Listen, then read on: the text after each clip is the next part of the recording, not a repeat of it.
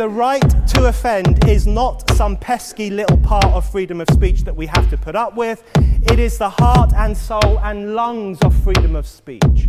It is the coursing lifeblood of human progress. It is the instigator of liberty and modernity and science and understanding. What a laughing stock today's student leaders are, that they can so casually dismiss the right to be offensive without realizing that their lovely, enlightened lives are the gift of individuals who gave offense. Offensiveness is not just something we have to begrudgingly accept. Offensiveness is the motor of human progress. Now broadcasting from the Right to Offend Media Studios in sunny South Florida, bringing you the latest in politics, current events, art, and pop culture. This is the Whitfield Report Live with Sam Whitfield. But giving offense is good. In fact, it's essential. Well, good evening, ladies and gentlemen, and welcome to the Whitfield Report, special St. Patrick's Day edition of the show. Hope everyone is doing well. I am your host, Sam Whitfield, broadcasting here live from Right to Offend Media studios here in South Florida. Happy St. Patrick's Day to all of you. And for those of you watching on Rumble and Odyssey, you can see here in my hand, I have the official beverage of the Whitfield Report, my favorite brew, Guinness Draft. And I do have also, ladies and gentlemen, my Guinness glass here. And I have a Guinness coaster here as well, and I'm going to attempt, ladies and gentlemen, as I've done before on the show, to do a perfect pour here as best I can on the program while doing the show, before kicking things off. It's going to be a casual stream here tonight, folks. Max and Mortheous should be joining momentarily, but I figured I would just get things started. So without further ado, let's crack the top here, shall we?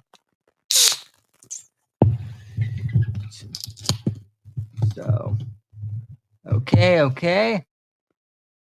Not bad. So we crack the can open, and now, ladies and gentlemen, let's do the pour of the Guinness.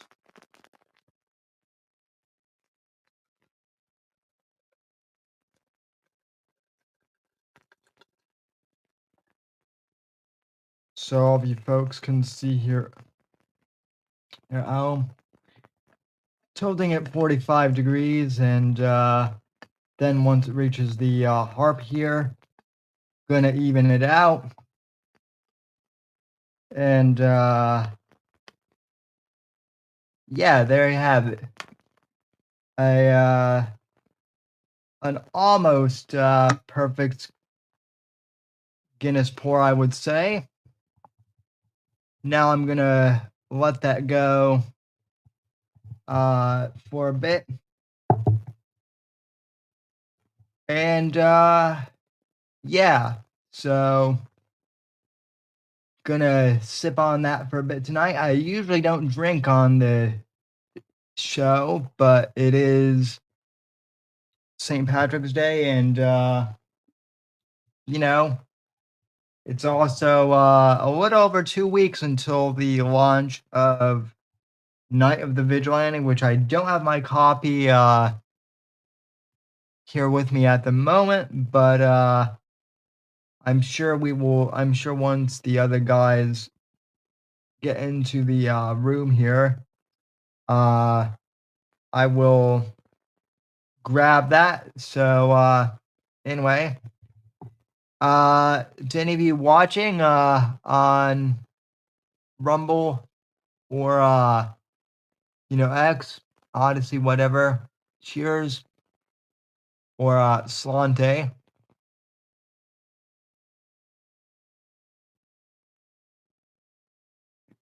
And that is good. As always, perfect maltiness, a little bit of slight bitterness, but not too bad. It's I don't understand why people I understand why some people don't like Guinness, but if you like coffee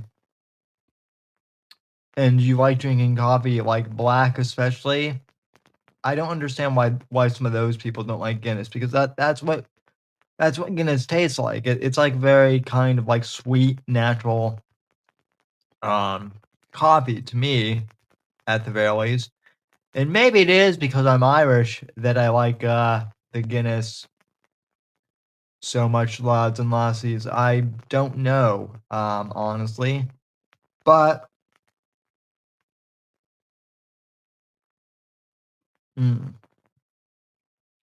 like I said before, that is a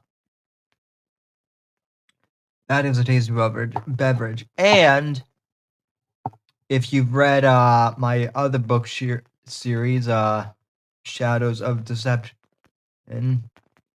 you all ought to know by now that Guinness is the preferred beverage of my main character in the series, John Ryder. So anyway, let's check in with chat real quick. See if anyone has showed up. And let's see. No one has appeared in the live chat quite yet. So yeah, I'm gonna go ahead and post once again that we're live.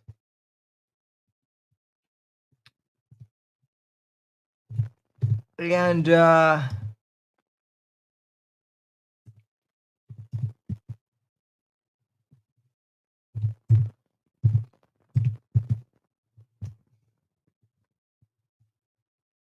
yeah, so hopefully like I said, hopefully the guys at some point will join in for the for the show. Would love to have them. But in case they don't, and it's just a stream with us, ladies and gentlemen, I was thinking of saving this until Wednesday, but I decided, you know what, I'm not going to, because it is interesting. I mentioned on Bits and Bones last night, which is our gaming podcast. I mentioned on there that apparently Gavin Newsom, the governor of California, the failed governor of California, I might add, he's started a podcast, ladies and gentlemen. And I don't know why he started a podcast per se. He hasn't stated, but I have a theory as to why he's started a podcast, and I think it's because the left saw the success of Joe Rogan's podcast, and as I mentioned before, they think that the left thinks that the only reason why Trump won was because of the quote unquote toxic manosphere space, right? They still can't they still can't, even 4, 5, 6 months later, the left cannot accept that their policies, which are non-existent at this point, sucked. And they can't, and they can't accept that the woke ideology drove people away. So, they're not looking internally, but, they're looking at what is happening with podcasting, and they see the success of the Joe Rogan experience. And a lot of lefties are saying, well, that Joe Rogan guy and all these other podcasts that had Trump on the election, they're the reason why Trump won. And so if we can emulate it, then we could win. Right? Because that's what they're doing here. They're doing this thing where and the left has always done this to a certain extent, folks. Anytime a conservative does something that's like really successful, the left either tries to cancel them or they try and copy them. The most prevalent example that I can think of going back to the 90s and early 2000s was with Rush Limbaugh, right?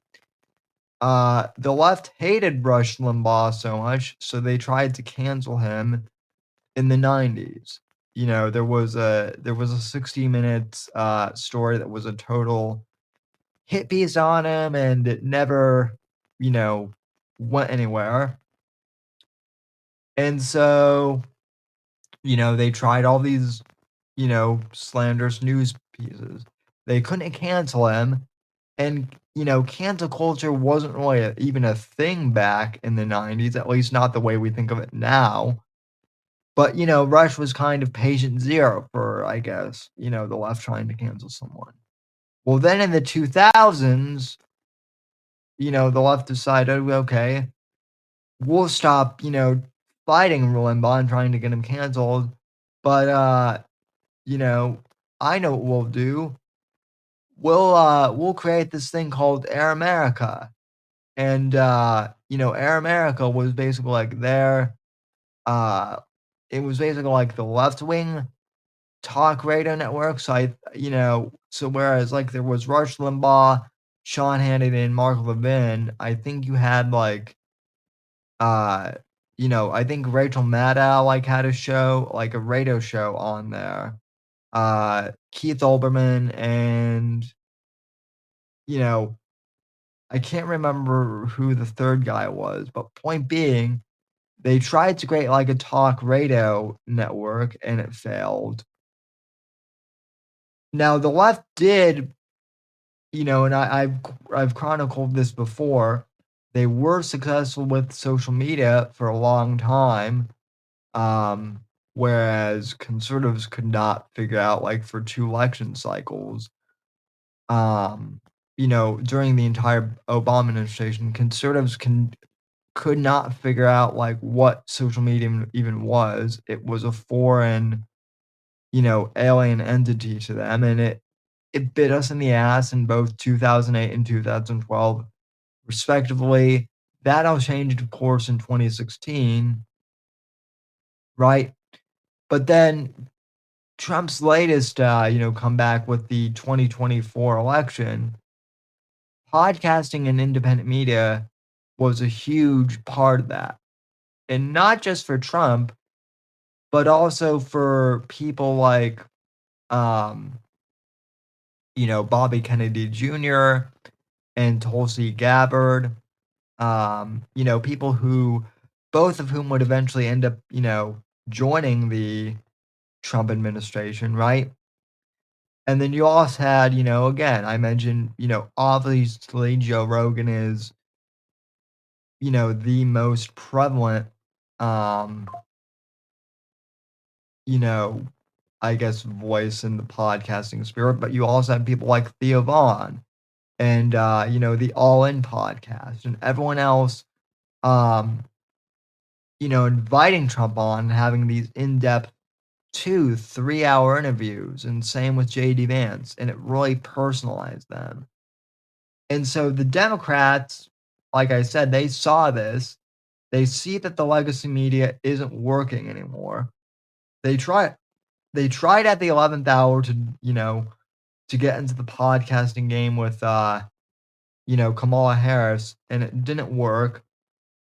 So now their strategy is, well, we're going to do podcasting. And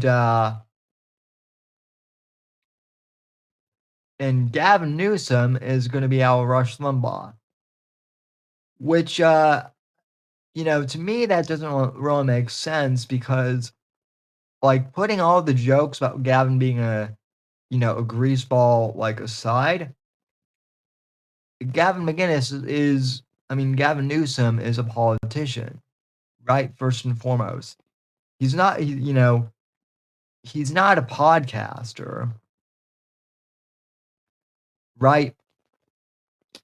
And also, Gavin Newsom in particular, he comes off as like a used carsman, as a used car salesman type sleazebag, right? That's his whole persona, literally, is like a used car salesman guy. So, but for some reason he's decided to do this podcast, and I guarantee you, like, this is him, like, already gearing up for, 2028. If you don't think this is him, if you think he's just doing a podcast because he wants to do a podcast, I guarantee you're wrong. Now, Gavin Newsom he's basically the de facto leader of the Dems at this point, right? Kamala Harris screwed the pooch on that. Joe Biden, for all we know, could be, dead. He's not around. We mentioned a few weeks ago that David Hogg, he's already been dismissed from being vice chair of the DNC as quickly as he is, because he was embezzling money from the Democrat Party. Right? So as far as like Democrat Party figureheads, Gavin Newsom is pretty much the guy. And which is kind of fitting, because Gavin Newsom is, a sleazebag, and the entire Democrat Party at this point is filled with sleazebags. So but Gavin Newsom, I will say this: he might be a sleazebag, but he's not an entirely unintelligent one. He is smart and he is savvy, because he launched this podcast, right? And who is one of his first guests, ladies and gentlemen? Well, let me show you, ladies and gentlemen, because it kind of shocked me that he decided to do this. Although once he did it, and kind of upon further reflection, it makes sense that he started off this podcast this way. But he decided to invite on for his first podcast guest Charlie Kirk of Turning Point USA. Now, folks familiar with the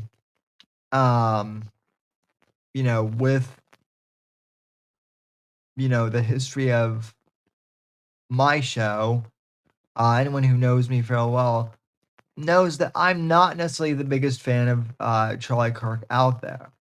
And a lot of that admittedly has to do with the fact that he's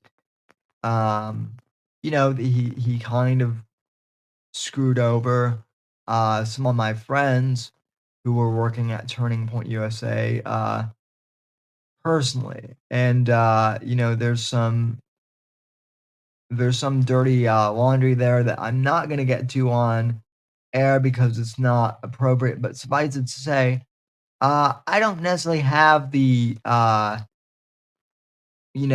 like highest personal regard for Charlie Kirk, but I will say this: Turning Point USA is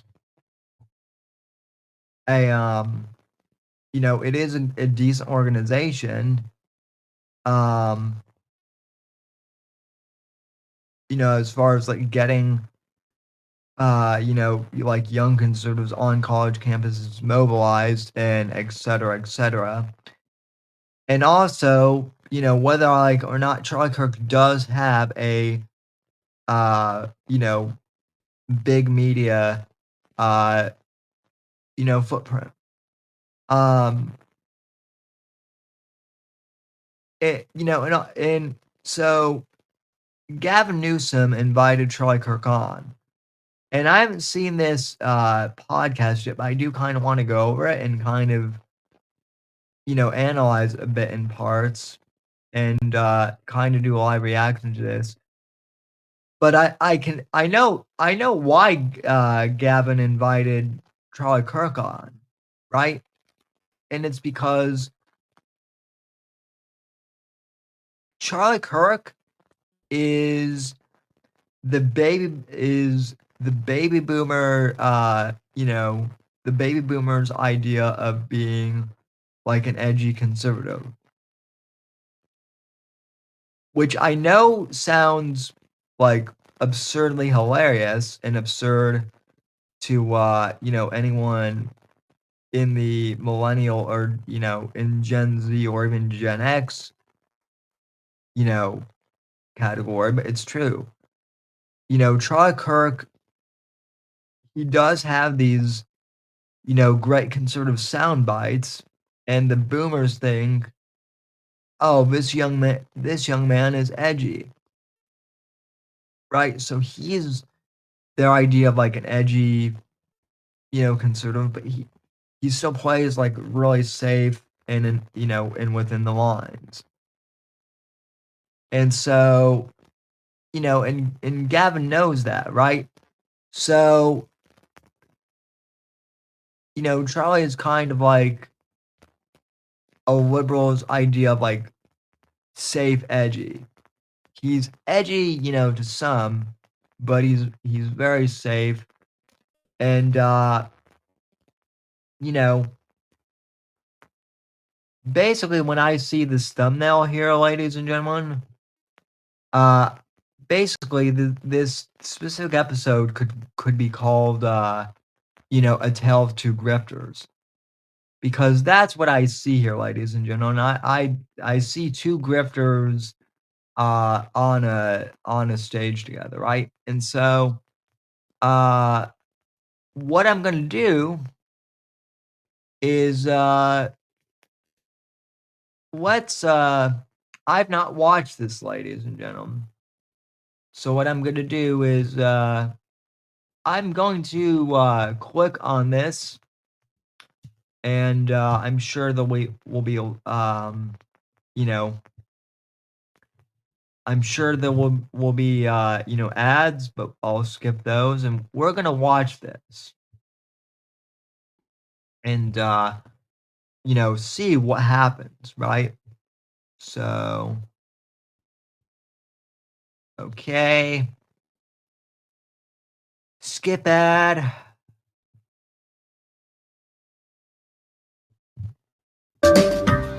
And this is Charlie Kirk. All right. Charlie Kirk. What the hell are you doing here? By the way, what brings you to California, your favorite state? It is this thing's falling. It is my favorite state in the union. You're doing such a great job here, by the way. No, I'm honored to be on the show. Thank you. And you were just down at USC? I was at USC yesterday, drew a big crowd. By the way, I knew you were at USC early because my niece, who's graduating. She was the one with the MAGA hat on. She was, by the way, I do have to watch, but she was down there and she was like, she said, you never know. These kids are going to the right. I'm aware. She said, this crowd's crazy. He said, and the only reason she said, she would have said it perhaps otherwise, but she knew you were coming on. The worst part though, Charlie, no BS, true story. Literally last night, trying to put my son to bed. He's like, no, Dad, what time? What time's Charlie going to be here? What time? And I'm like, dude, you're in school tomorrow. He's 13. He's like, no. This morning, wakes up at 6 something. He's like, I'm coming. I'm like, he literally would not leave the house. Did you let him take off school? No, he did. Of course not. He's not here for a good reason. But the point is, you canceled school for like 2 years. One day. The point is the point, which is you are making the reality of our party and where we are today, vis-a-vis your ascendancy, not just individually as an organization. But where was that sort of moment for you? Years. And we appreciate that. I mean, it's the reason you're here, because I think people need to understand your success. To take off school? No, he did. Of course not. He's not here for a good reason. But the point is, you canceled school for like 2 years. One day. The point is the point. So we're already, 2 minutes and 50. We're already, 2 minutes and 50 seconds in, and I'm already seeing just absolute sleazeball smarminess, from Gavin here, and he absolutely, he's gotten in spades. He is very charming, though. I will say that, but so is Ted Bundy. Which is, you are making a damn dent. Thank you. I'm kidding. But I appreciate that. I mean, it's the reason you're here, because I think people need to understand your success, your influence, what you've been up to, and the fact that you're on these college campus tours. And to your point, man, you just open up. I mean, you're like, ask me anything. Challenge me, whatever. When did this whole thing, when did you start putting this together? I've been at this for 13 years, and it's been a wild movement, really accelerated once President Trump kind of came on the scene. Right around, I'd say 2021, we had a goal. Could we move the youth vote 10 points over 10 years? And was it literally you sat down and put that numerical together? Yeah, like, can we move it 10 points over 10 years?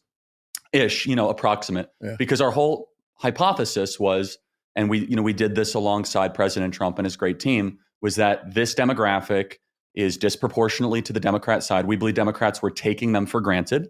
We think that your side had no message whatsoever and an ideological monopoly. We saw some of the fault lines there. And to President Trump's credit, he also harmonized with the strategy by going on podcasting and using TikTok.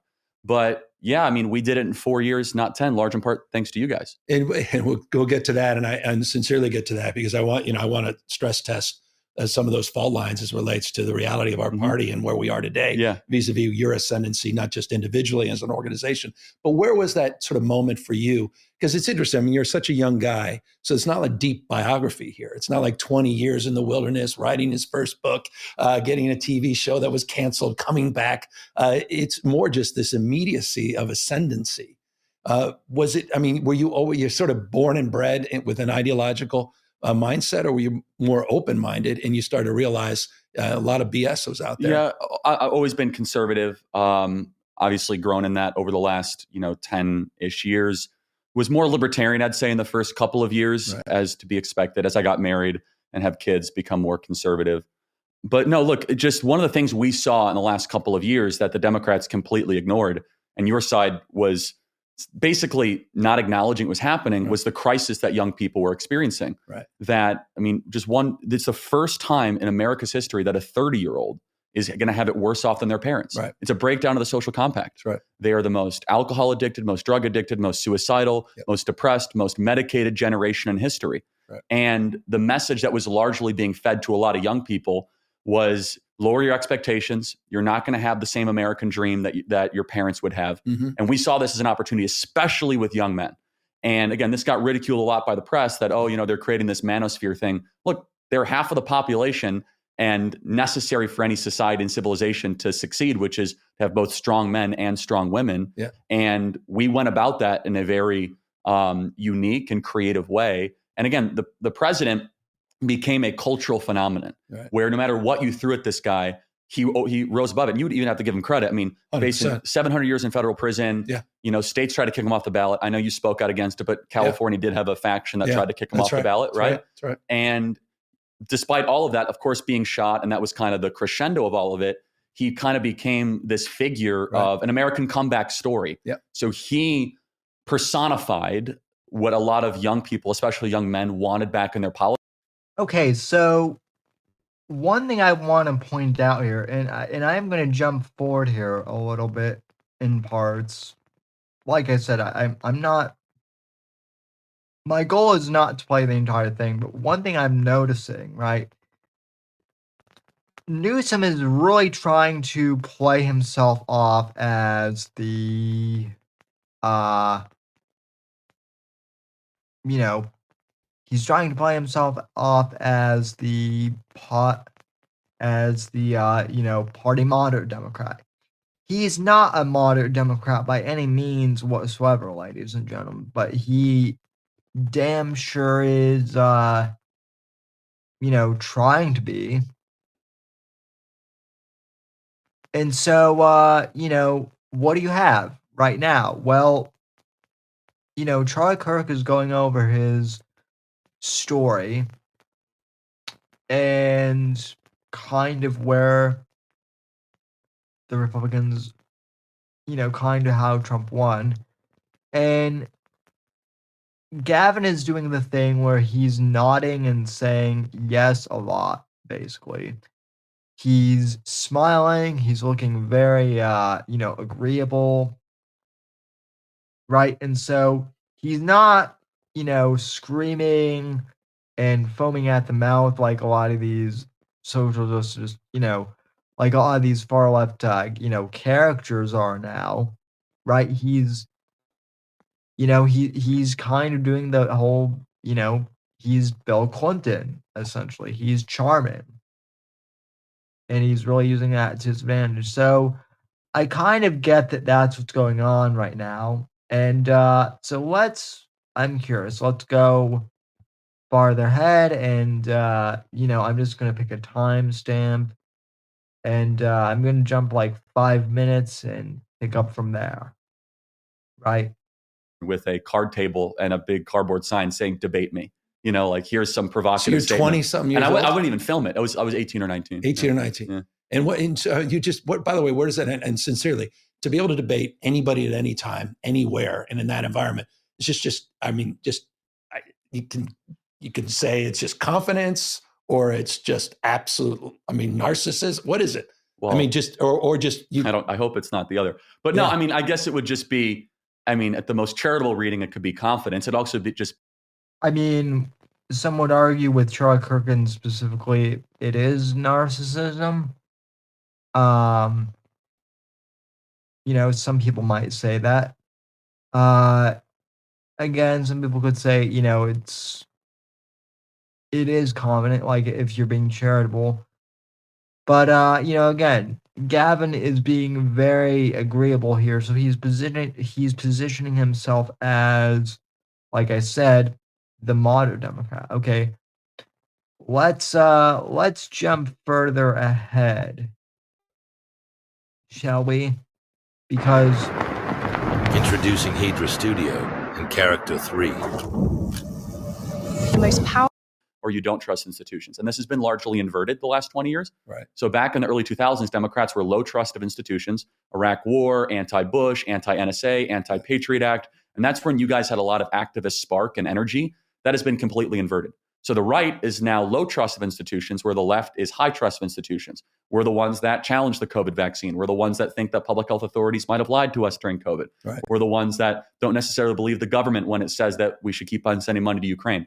Again, that's a general rule. There are some exceptions to that. Right. But when you go to college, you are trained to trust the experts, trust the scientists, trust the people that are leaders of authority. And the Democrat Party is largely the gatekeepers of that kind of ideological and intellectual regime. It's interesting. And so from your perspective, as you advocate for people to sort of open up a worldview that is life without a 4-year degree and all the opportunities that present themselves anew in that respect, are you arguing for the disestablishment, the end of higher education? I think it's going to happen no matter what. And in 10 years, artificial intelligence is going to change everything. Yeah. And I don't know what these 4 years.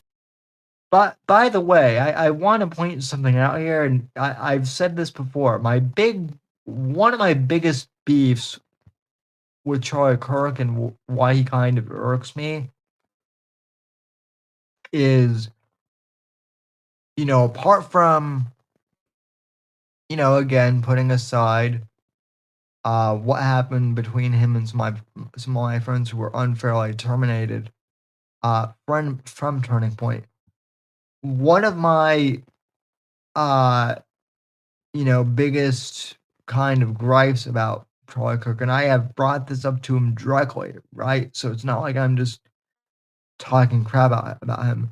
But one thing I have brought up to him directly is the fact that he essentially made his bones off of going to, off of college campus activism with Turning Point USA and mobilizing college students. And now he's talking about, wanting to dissolve college campuses and dissolve the university system altogether, which, by the way, that's never going to happen, ladies and gentlemen. I do think higher ed is very messed up. Obviously, there are aspects of, just like K through 12 education and then a higher education that need to be gutted from the inside out and restructured. But I think this whole idea of, getting rid of college campuses altogether, I think is absolutely ridiculous and absurd. But my biggest gripe with Charlie Kirk, and he has kind of tried to, dance around this a bit as near as I can tell. But my biggest gripe with Charlie Kirk is the fact that he himself never attended college, right? It's not like he went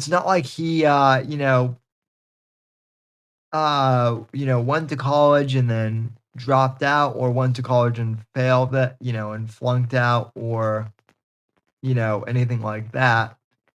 It's that he didn't go to college at all, right? And yet he's bad mouthing college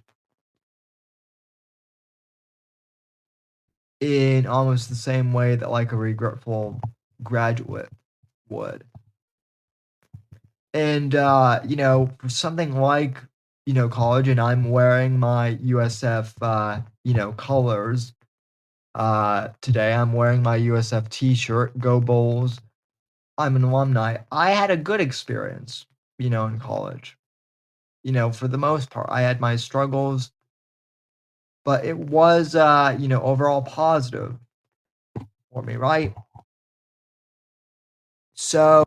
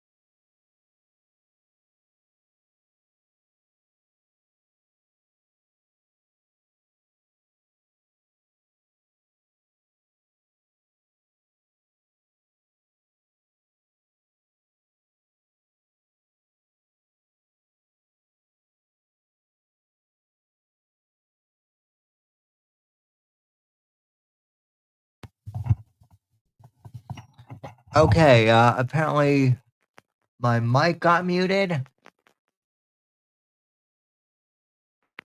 So that was embarrassing. Anyway, what was I saying? I don't know where I got cut off, but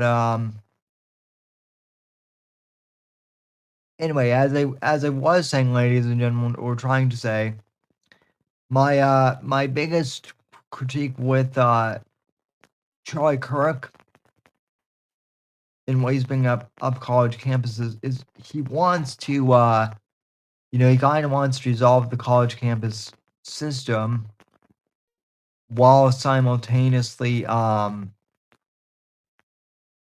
he wants to dismantle the college system, but he himself has never gone to college. And I do think college does have its benefits, ladies and gentlemen. And so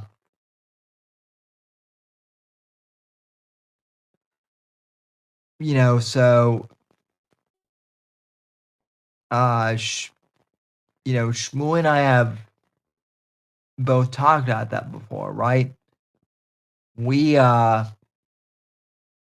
we both went to college and we were both conservatives on college campus, and it was not easy for either of us, but we made it work. And at least for me, I think college was certainly a benefit, and it did challenge my viewpoints in ways, ladies and gentlemen, that I hadn't really thought of before. Right? And so Charlie mentions in this clip that he wants to, that he thinks that colleges are going to collapse in 10 years anyway because of AI. And there is certainly something to be said for that, maybe. But people also predicted like 40 years ago that because of personal computing, colleges would collapse. And then, guess what happened?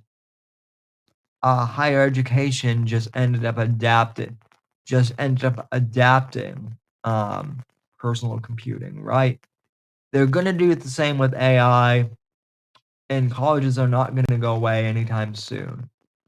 They're just not, ladies.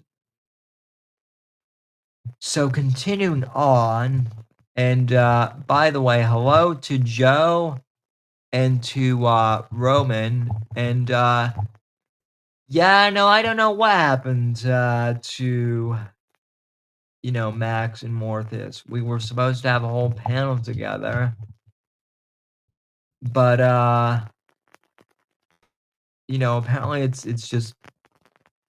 just me tonight.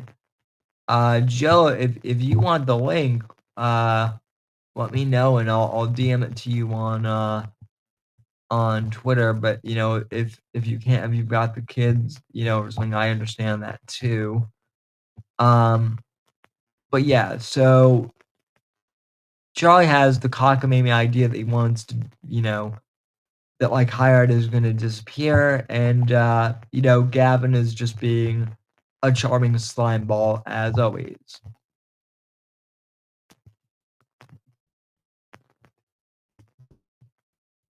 Your degrees are actually doing to prepare these kids for that. But no, as far as like, am I advocating for the end of the pursuit of learning? Of course not. That's one of my big critiques, is that at a lot of these schools, they're not pursuing what is good, true, and beautiful. It's become the oppression Olympics and a weaponized complaint seminar of people sitting in the circle and finding out who's been offended the most that day. That's not doing anybody any good. No. And in fact, it creates a very weak political movement, which I think plays into one of the reasons why we were able to steamroll you guys back in November, is that once there's a little opposition against a group of people that have never actually been, had to build the muscle mass of a very difficult and unpredictable world, whereas those of us that are conservatives, we're insulted all the time. So think about the experience of a kid on a college campus.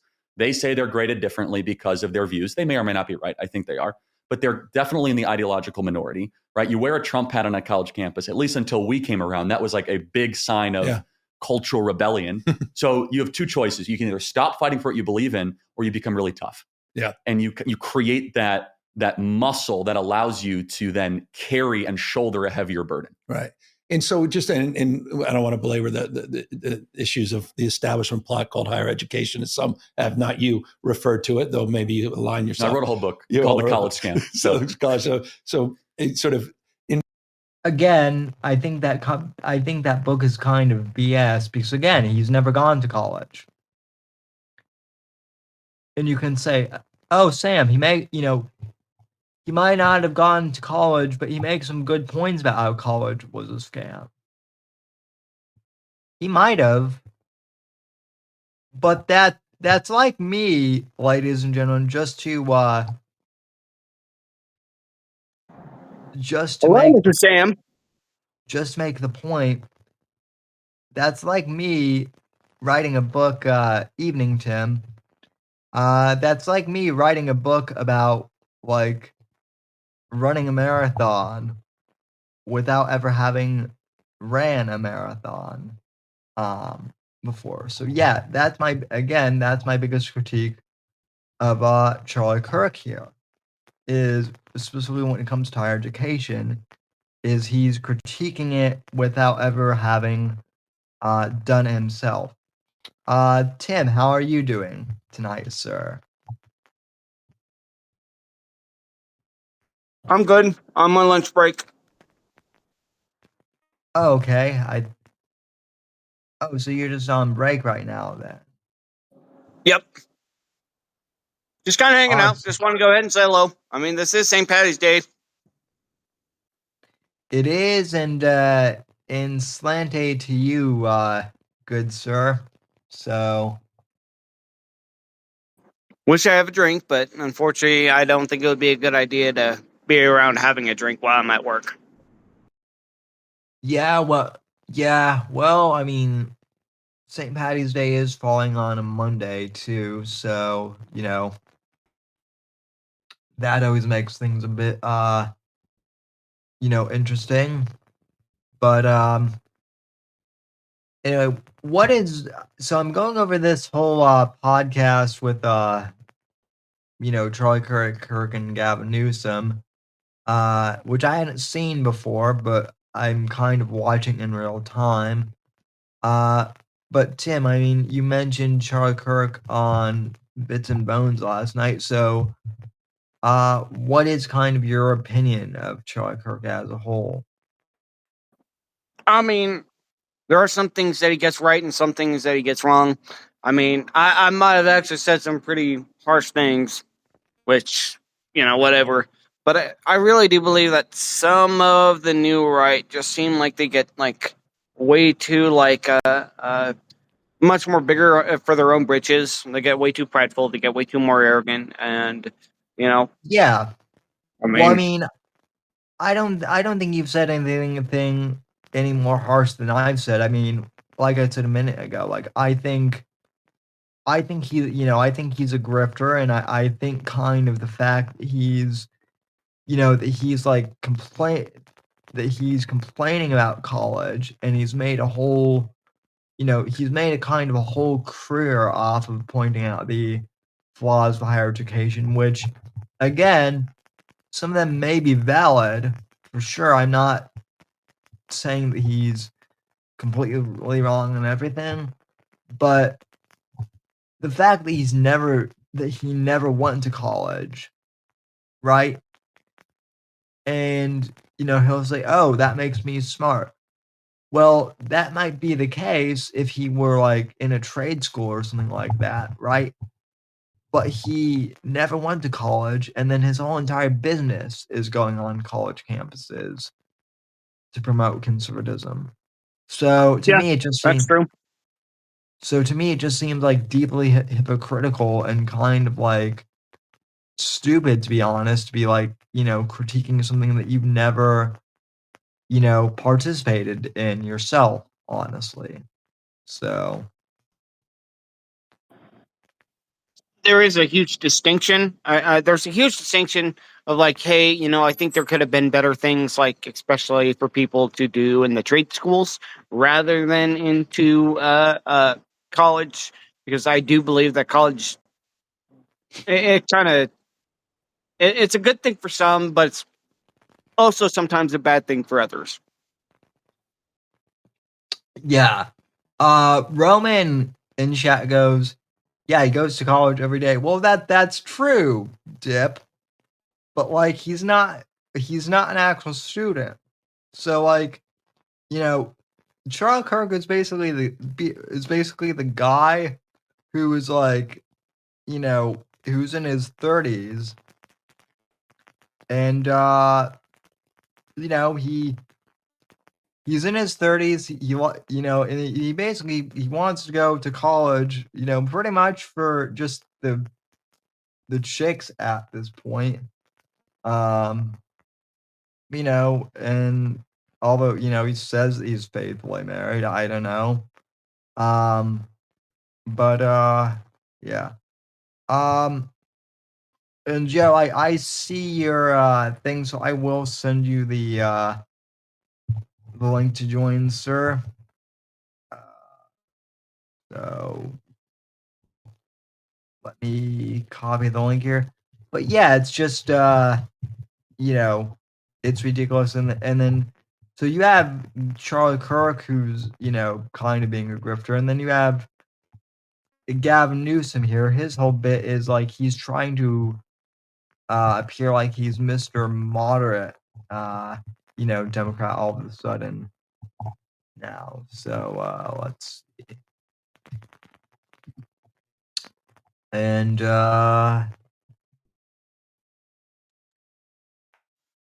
okay, I'm sending the link now, Joe. And there you go, sir. You should have it. Mort. A wild Mort appears. Oh shit! Now the group shows up. Happy Sorry about Saint. that, Sammy. I laid down and passed out for like a half hour. Yeah, well, I mean, you have the excuse, to pass out. So, what what excuse does Max have? Actually, he probably has like a really good one. Probably dad reasons. Yeah. Well, either that or he has Irish reasons, which just means Yeah, that too. Yeah. But anyway, so I was just watching this. I've been watching kind of this cringe interview with between Gavin Newsom and Charlie Kirk, and it's basically just like two grifters, like pretending to have like a polite conversation with each other. Holy fuck! So, Charlie Kirk looks old in this. Yeah, I mean he's only 2 years.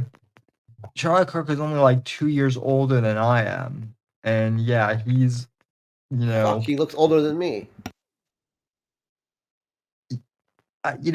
Like I don't want to, I don't want to dox you more, but like I think, I've seen what you look like, and yeah, for sure, he does look older than you. Yeah. So, and then for the audience that doesn't know, I'm 41.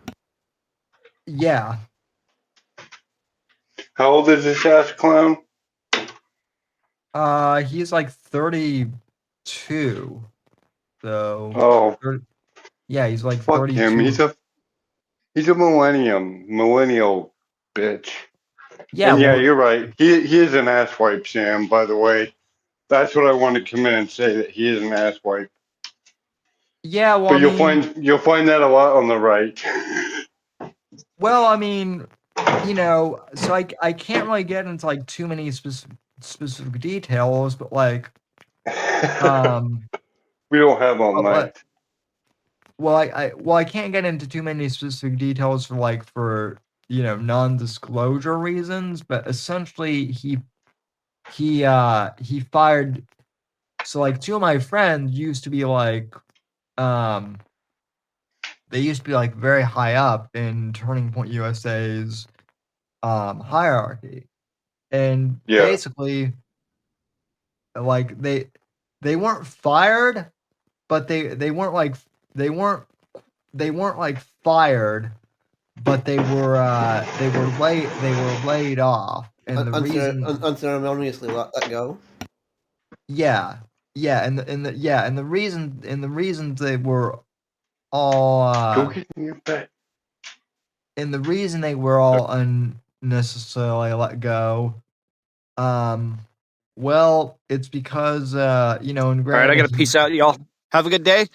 Happy Monday and happy St. Patrick's Day. You too, Timmy. You too, Tim. Happy St. Patrick's Day to you too, sir. Timmy. The reason why my friends were let go was because of allegedly jealousy over girlfriends and et cetera, et cetera. So That's a bitch move. yeah. So I can't really get into much more than that, but yeah, it was super petty, and That sounds super faggy. yeah, and all of the people who, just word of advice, all of the people like on the right especially, who tend to like especially like advertise that they're like some higher standard of like sexual morality or They're all something fucking like that. degens.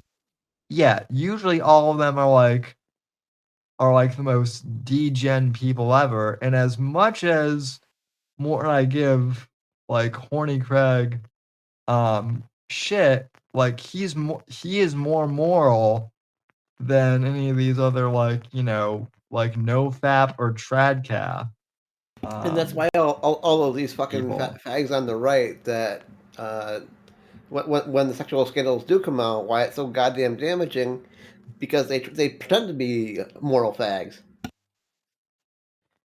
Yeah, well, let me I'm gonna, I mean, we're not all watching this, so I guess I'll switch back to, but I guess for me, like one of the things that really kind of annoys me is like, so I don't know if you've ever watched like if you've ever watched the Hodge Twins podcast or whatnot, right? I have. But as I understand it, they used to be like big on like the NoFap, thing or whatever, right? Right. But then like the last two guests they've had, so like 2 weeks ago they had Brandy Love on, who's a porn star who's also conservative, right? And so I didn't, and I that's the episode actually that I should watch, but like Gavin's more news, like more people have wanted me to, to review the Gavin, and Charlie podcast, right? But they had Brandy Love, which okay, maybe they had a good conversation. I'll take them, I'll give them that benefit of the doubt. But then they had Andrew Tate, right? I guess like yesterday or something. And so like to me that's just a big like red flag, because giant red flag. Yeah, it's a giant red flag, because you can't say guys shouldn't do NoFap or or whatever they say, and then two of your guests back to back are a conservative like MILF porn star, and then Andrew Tate, who is like who's allegedly like a sexual trafficker and porn and illegal pornographer too, so and a sex trafficker allegedly. So it's stuff like that. Not so much it's a red flag. I would almost consider that a fucking black flag. Oh yeah, for sure. But that's my whole point. More is like, these more people on the left are like, they're full of like black flags and red flags. So, yeah. I think that's part of the reason why I was attracted to eventually voting for Trump is the man has his faults, the man admits his faults. A lot of the fucking moral fags on the right don't. Yeah. Yeah, well, and then like you see a lot of the moral fags are like, and I saw this today actually. Like Andrew Tate is, I guess, begging for an invite to the White House, and I know that there are people like trying to pressure, Trump to do it, but I don't think he is going to do it, especially after he got after he got a whole bunch of flack for inviting Kanye to the White House, and look at how well that turned out, right? Right. And and if you ask me, fucking Kanye is the safer of the two. Well, right. Well, yeah, totally for sure. One thing I will give Trump. I mean, I'll give him a lot anyway, but like one thing that he wasn't good is one thing that he wasn't good at before was like he wasn't good at like I think he was a little too trustworthy of like people around him, and I think it kind of messed him up. Whereas like now, he'll tell people no. And when he says no, like or not, like it's kind of his final word. So like I think he's a lot more savvier now. I think he's a lot less trustworthy of people, but like in a good way. And so yeah, like I think he's probably going to tell like Tate to, F off, probably. Fuck off, pound sand, and stay in fucking Romania, you fucking bastard. Yeah. I mean like he, the Tates came to Florida, but like, like even Ron DeSantis was kind of like, yeah, I mean, I guess they're like legally allowed to be here, but like, I don't really want them, like, I don't really want them here. So, yeah. Technically British citizens and not citizens of the U.S. Well, yeah. That's the other thing too. Is like, what is up with like all these Brits and like Europeans coming over here and like latching on to Trump? It's like, yeah, I know the UK is shit, right now, but it's like, shouldn't you guys at the very least be like trying to like save your own fucking country? Yeah.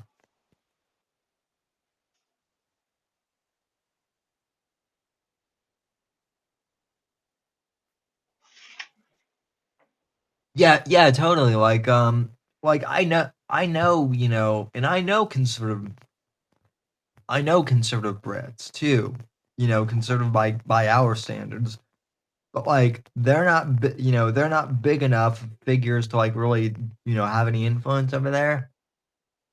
And That's also, how much Europe sucks. Yeah. So anyway, yeah, let's well, isn't that the thing, Sam? Like, they're all like leaders of an individual small country. Trump is different. America's different. We're a giant landmass, and they're like each individual entity, and they have to figure it out themselves over there. They're across the big pond. We're basically 50 individual countries under one banner, technically. Technically, yeah. Well, I mean, America is, I know this is kind of cliche, right? Like America is a melting pot, right? And we have like each section of the US like has its own territories and like its own personalities, but like when the shit hits the fan, like most notably after like 9/11, in my lifetime at least, We come together and fucking kick ass. Yeah, we come together and kick ass. I would also say the same. Actually, minus like the radical left, there were even like a lot of Democrats who weren't insane, who like rallied around and after the Trump assassination attempt and said, this was fucked up and should have never happened, right? So like, Right. most sane Americans will like rally around, the right thing when it comes down, to it. So, I agree with that. And that's why I think all the talking heads like Don Lemon need to shut up and quit speaking for a giant group of, like, you say a black person can't be a Republican. That's a ridiculous statement. You can't speak for a large group. And racist as fuck. Yeah, because you're morally corrupt as you already are. You fucking whatever you are, dude. Yeah, well, and so that's why, like, even a lot of my friends from high school who like were, a lot of my friends who were black in high school, like they looked up to Obama, like when they were teenagers because like he was the first black president, and he was the dude until the mask got ripped off. He was the dude. And of course, like I never bought into that, but like I also like I understood the optics, first black president. Well, that's going to be a good thing. And then they saw that the mask got ripped off, and they were like, "Oh, Sam was right all along." And that was like one of those moments where like instead of saying like, "Ha ha, I was right all along," I was like, well, I'm come over here and have a conversation. Yeah, I'm, like I was curious, like what was it that made you change your opinion? And a lot of them were like, well, a lot of it was COVID, and a lot of it was also, a lot of it was also I didn't sign up for all the gay shit in society either. So, holy gay shit. Yeah, well, I mean, like if you think about it though, Joe, all the LGBTQ stuff really stems from like white affluent, like white women, really like upper middle class, like waspy, society. Like you're clearly not. You and Max clearly aren't it because like you guys are working class, right? And then like Mort and I both aren't either. Right, and those upper class cities that you're talking about happen to be Democrat strongholds. Yeah, oh yeah, and I guess you could classify myself and my family as like upper middle class, kind of. The best way I can describe ourselves, because we didn't really want for anything, but we weren't particularly rich either. Right. I mean, that's how I grew up, right? But like, at least on my dad's side, and my stepdad on my mom's side, like he ran a successful carpentry business. We never won for anything, but like we we weren't part of the 1%. We had to pinch pennies from time to time, but then again, if we wanted, it was generally something that wasn't really quote unquote needed. But we weren't like we weren't part of like the 1% that could like right. That never won for anything, and so therefore their kid being trans or whatever is like is a miracle mile or whatnot, right? it doesn't, make sense, but that's just how the left, I guess, rolls these days. Right? It's bizarre. And then, like I said, you have Gavin Newsom, like he's trying to play Mr. Moderate here. More he's Nancy fucking Pelosi's what nephew by marriage or some fucking shit. So yeah, that's in no way, shape, or form a fucking moderate at all. Yeah, well, I mean, so I'm not going to go back. I'm not going to go back because you haven't missed anything. This is basically just like the entire conversation is him basically like trying to like suck up to Charlie Kirk, and like people say that Charlie Kirk is a good debater, and he's good at saying stuff, but I don't think he doesn't come off to me as someone who knows when he's being like conned either. Say it's sort of that or stress testing that in the context of some would argue the contra argument is $1 million more in lifetime earnings, more likely to get married, less likely to get divorced, more likely to be civically engaged, and longer life spans. Look, you're not actually going. God, I hate YouTube ads. Yeah, it's a dude. Okay. All of those is true. It's just not everyone that goes to college graduates. The national graduation 41% rate. drop. Yeah, 41% dropout. Exactly right. Also, half the kids that graduate college will not even end up using their degree. That's true. When it comes to the affiliated jobs. So the numbers are true at the highest income. So about 10% of kids that go to college stretch out the averages to be really, really high. Got it. And so, for example, you go to Caltech to study computer engineering and applied AI. Next man, level. You're crushing it, right? You go to Cal to go study North African lesbian poetry. Yeah. Like, is that an actual degree there? You tell me, Governor. I don't know. I mean, we funded, but I'm not sure that's one of the courses. Fact you don't know? Well, I don't know every single damn course. I know. It should be like, no largest way. But if the fact it's a maybe, we got some problems. Well, the fact that a lot of people have explored different disciplines. That's fine. It's just a test. Again, he, like I said at the beginning, and I know you gentlemen missed this, but he does have snake charmer energy. I will give him that. Yeah. Which one? Well, Gavin, I will say this: Gavin has more charisma than Charlie Kirk does. And so, like, yeah, that's the thing. Like, people, like, I've already seen like some people being like, Gavin comes off at, he might not be that bad, and I'm like, he's got the Pelosi gene. You can fuck off with that. I'm like, yeah, he's got the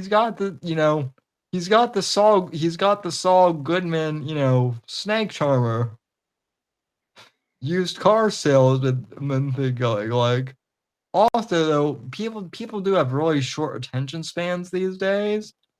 And so, like he's doing the whole, shucks, I don't know how bad the schools in my state are, but oh shucks, oh gee whiz, I guess I'll have to look into that. And that's the problem. If he doesn't know how bad,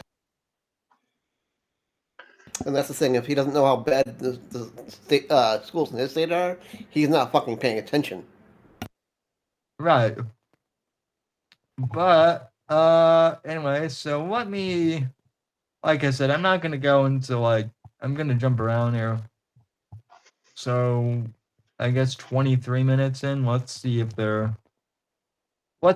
goes anywhere. I totally agree with you. By the way, as someone with 4 kids, I think and 2 daughters, right? 2 daughters. And I have a daughter too. And a wife that went, God forbid, to Stanford and played on the junior national soccer team, and a guy who got into college only because I was left-handed and could throw a baseball a little bit or hit the ball for a little bit. So I revere sports. And so the issue of fairness is completely legit. And I saw that the last couple of years. Boy, did I saw how you guys were able to weaponize that issue at another level. Not weaponize. That's well, weaponize may be pejorative. You're right, but you were able to shine a light on, highlight it in a way that, frankly, There are not that many. We're talking about, I think, the NC2A, what, 510,000? No, but I just didn't realize. It's 890 medals and trophies that we know of in the last 5 years. That's a lot. No, so let me step back, say completely fair on the issue of fairness. I completely agree. So that's easy to call out, the unfairness of that. There's also a humility and a grace, that these poor people are more likely to commit suicide, have anxiety and depression. And the way that people talk down to vulnerable communities is an issue that I have a hard time with. Your fucking party, Gavin? Both things I can hold in my. Okay, so this is actually one of the clips that I guess went viral a few days ago. They're talking at the trans, gender and sports thing. And right. So apparently the big revelation was supposed to be that Gavin is somehow rebuking the wokeness of the left on this position, but I'm not hearing that at all here. Yeah, no. And this is specifically the part that people wanted me to review. And I know it took me an hour nearly to get there, but say la vie. But yeah, you guys just heard it there. I mean, that didn't sound necessarily like a rebuke of the LGBT again. He didn't rebuke, and he also was like, "Yeah, you guys weaponized it." Yeah, that sounded to me is so what? You guys weren't playing fair, and how do we bend over backwards to make this group happy? Right. Well, again, like I said, Gavin is absolutely crafty at,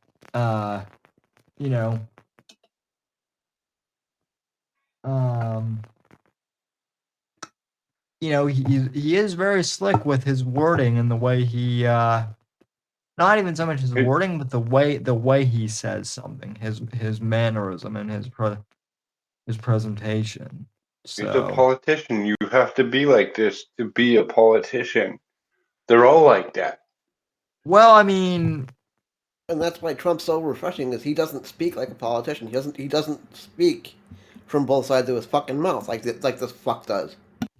Yeah, well, I mean, most of them are like that, but then like Trump, as much as even I sometimes roll my eyes at Trump sometimes, Trump, he, and Moore can speak to this probably better than I can as an actual New York guy, but Trump is your Brooklyn wise guy who, he might be crass and he might not use the best language all the time, but he's gonna tell you what is on his mind, damn it, and you're gonna listen to it.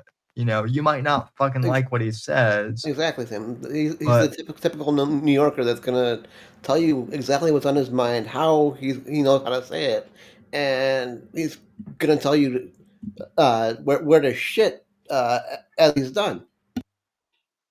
Yeah, and I mean, and people appreciate that type of brutal honesty, and so if and like I said at the very beginning of the show, Gavin Newsom having a podcast, all of this is the Democrats' reaction to, because I don't know if either of you have read any of the opinion pieces from the left since the election, but the left essentially thinks that Trump going on Joe Rogan is the reason why Trump won the election single-handedly. If that's Democrats are retards, right? Then Kamala fucking refusing to go on Joe Rogan did the same thing. Well, I do know that, Joe, but that's kind of my whole point though, is yes, we know they're retarded, and we know that that that's ridiculous. They're more retarded than Max is. But the damn. But the but that but I can say that because he calls himself retarded. Yeah, I know. Yeah, he does. Yeah, they just don't see it. They just don't see it, Sam. I get it. They think they hold the moral high ground on everything.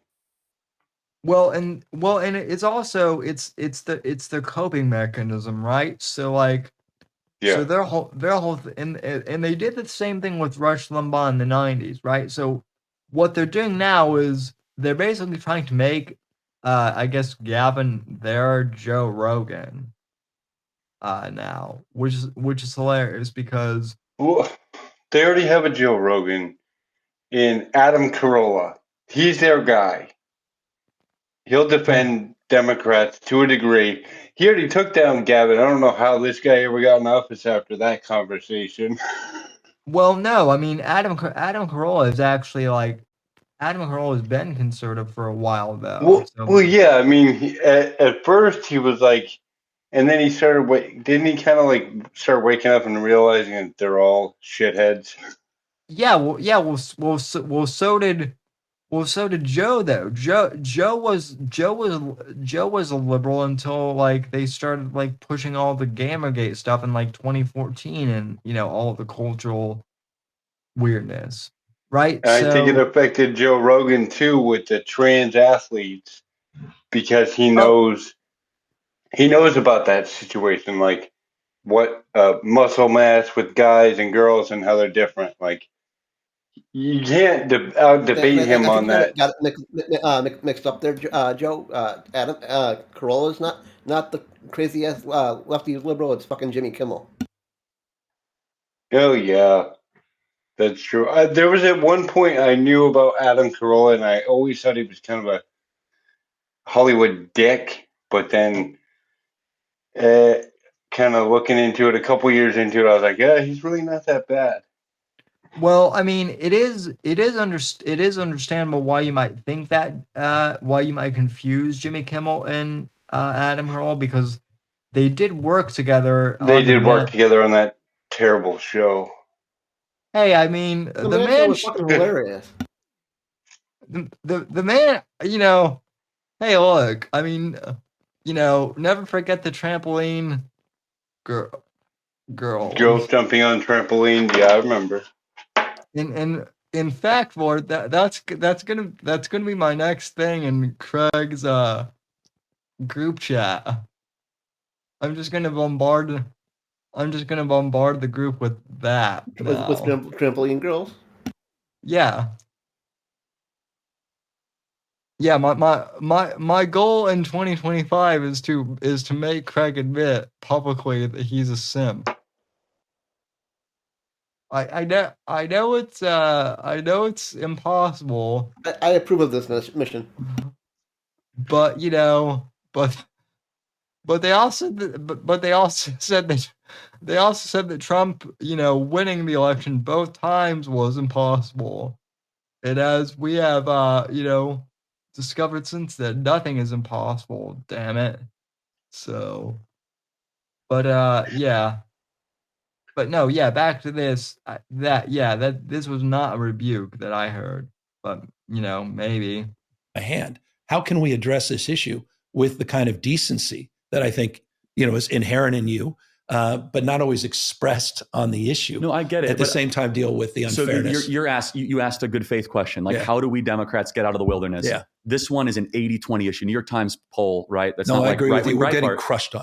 Crushed. And you have an opportunity in the state to be like, look, I have a heart for A.B. Hernandez. I have a heart for the San Jose volleyball player. Yeah. Let's give them compassion. What's not fair is just for like a entire woman's sports. I agree. By the way, I agree with you. And it's interesting. I stress tested this trial. Oh my God, this is cringeworthy. In California, and I've been a leader in the LGBTQ space, as you know, back in 2004, was marrying same-sex couples. And I know we have different opinion on marriage equality. And so I've been at this for years and years. I take a backseat to no one.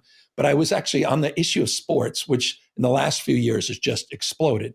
Trying to understand the 10 athletes in the NC2A, 510,000 athletes, but 10 athletes, and but how profound. And even my own friend cohort, people saying, the hell is going on? Mm-hmm. Why aren't you calling this out? When did this happen? So in 2000, turns out in 2014, I'm glad I have beer for this. Before I was governor, there was a law established that established the legal principles that allow trans athletes in women's sports. Once you try a comfort hoodie, you can't go back to regular hoodies. They're slightly weighted.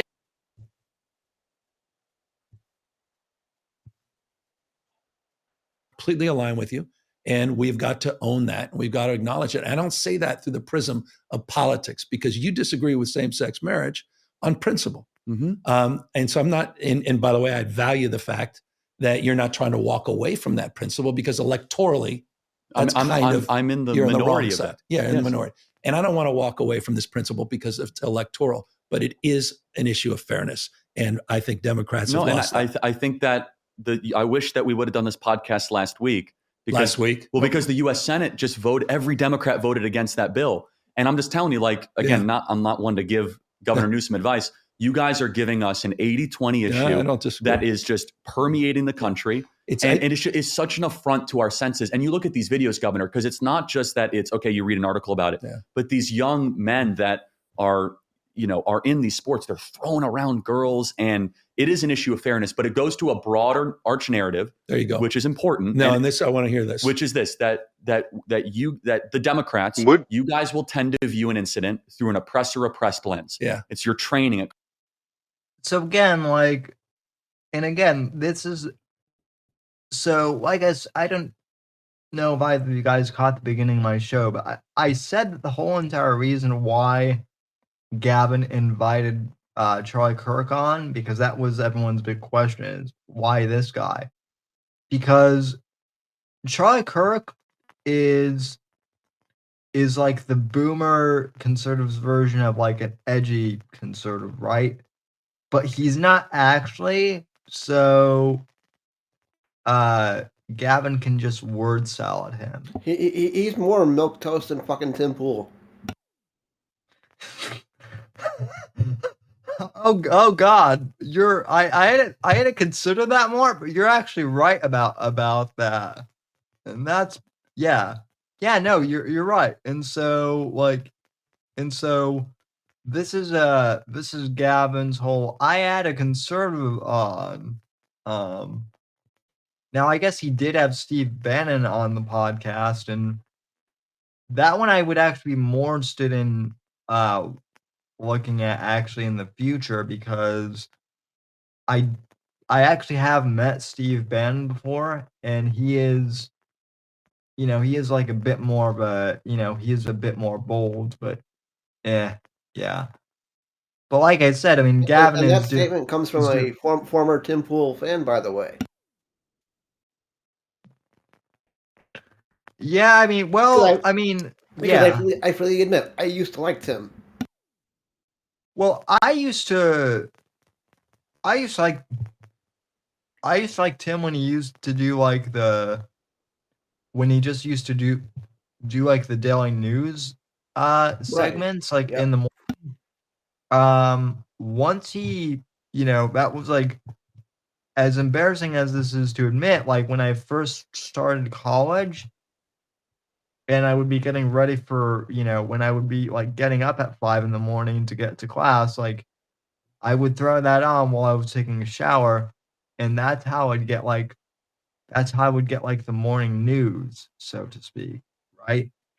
But then once he started to do the late night show, everything kind of started to change. Not right away, but for sure. By like year 2, things had changed. So, yeah. But anyway, well, do we need to see any more of this any more of these grifters? I mean, they both look like reptiles to me. Not even pushing back on this piece of shit kind of pisses me off. I mean, that's what's pissing me. That's what's pissing me off too. And people are like, "Oh, well, they're just having a polite discussion, right?" And it's like, "Well, yeah, that's fair. Like you can have a polite discussion and call somebody out for their previous bullshit."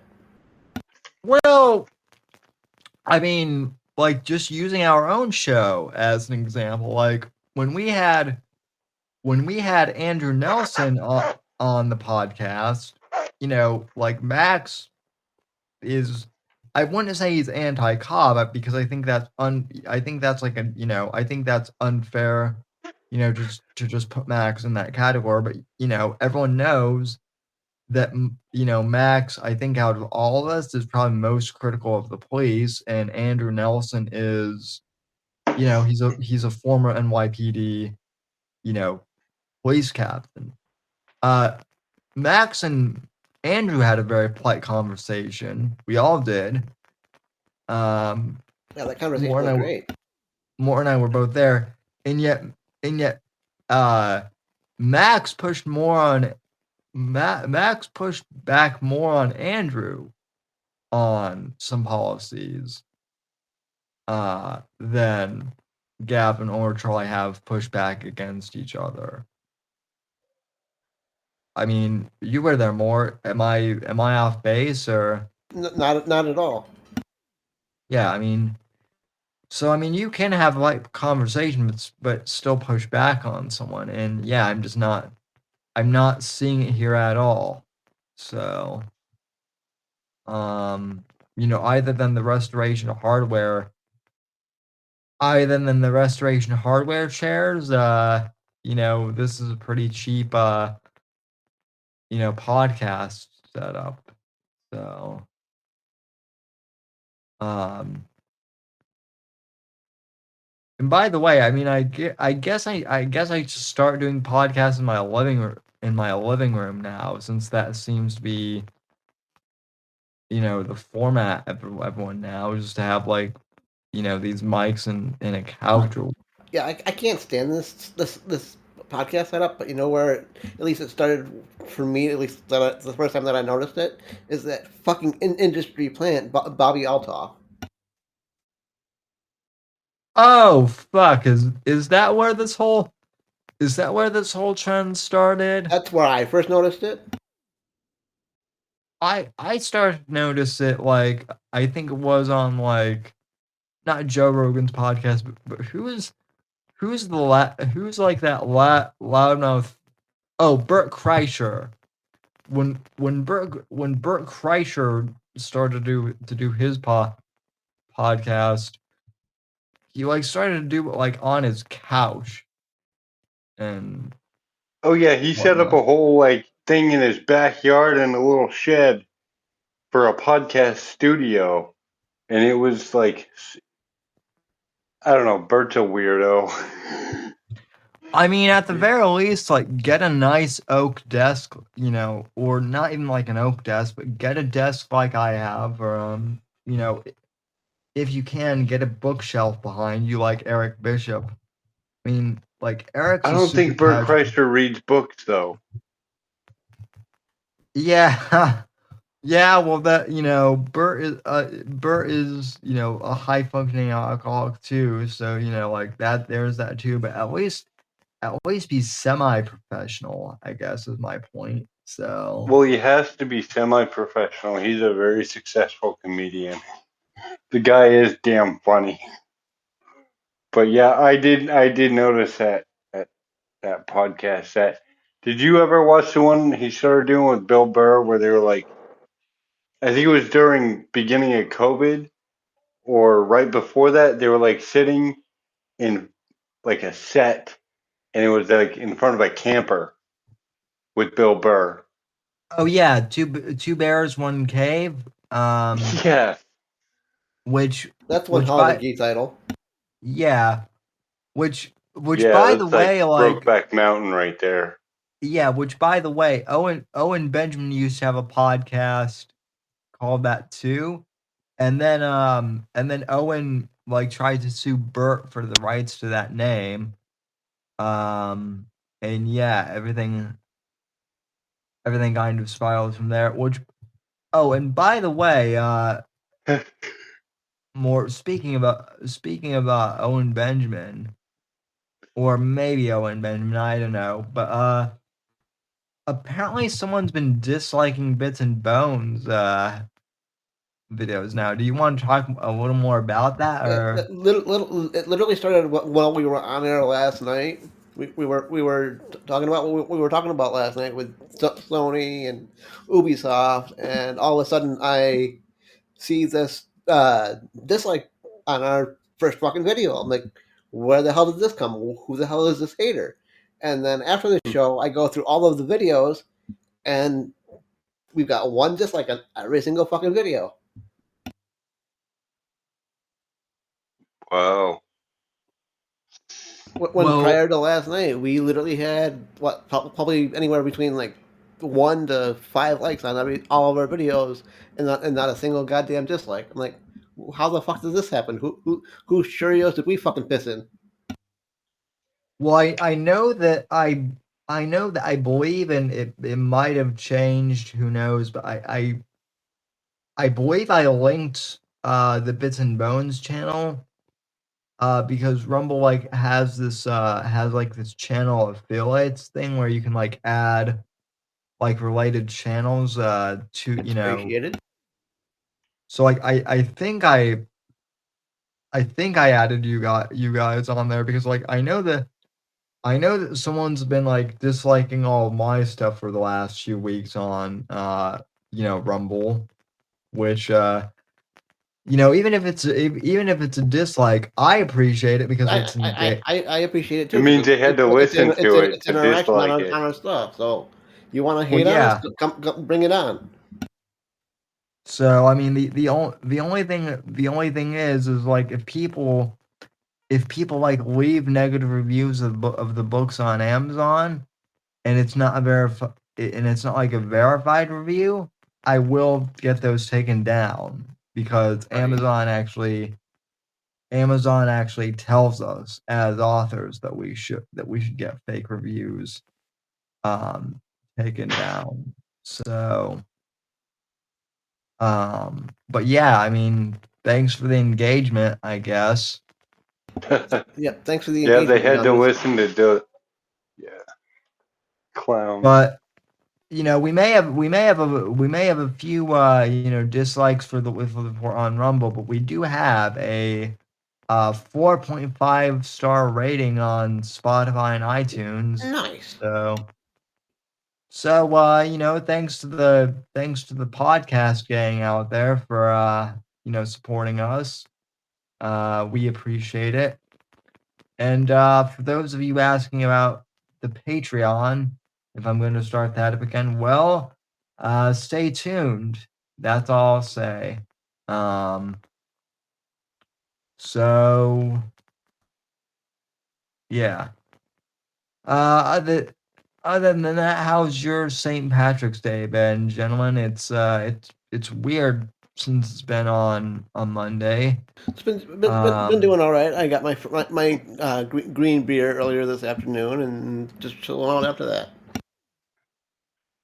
So are you a Guinness guy more, or what do you do you drink at all, or I drink on occasion, but not very often. But I'll drink on like a holiday. Today qualifies as a holiday. I'll have like 1 or 2 and then be done.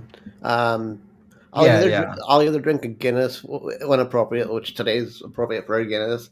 But for a quote unquote normal holiday, I'll drink the local beer, which I will not name because that would pretty much dox me. Okay, gotcha. So you're a local guy. I am Irish enough that I like Guinness year round. Nice. As you know, I at least I think Mort knows. Yep. And unlike, and it's even gotten to the point where like I like Guinness so much that unlike James Bond who likes martinis, John Ryder likes Guinness straight from the tap, right? That's awesome.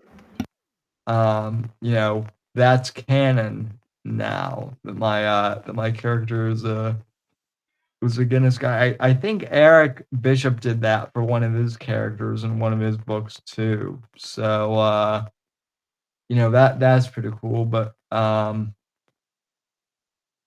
yeah, it's funny. I like beer, but I do not like whiskey.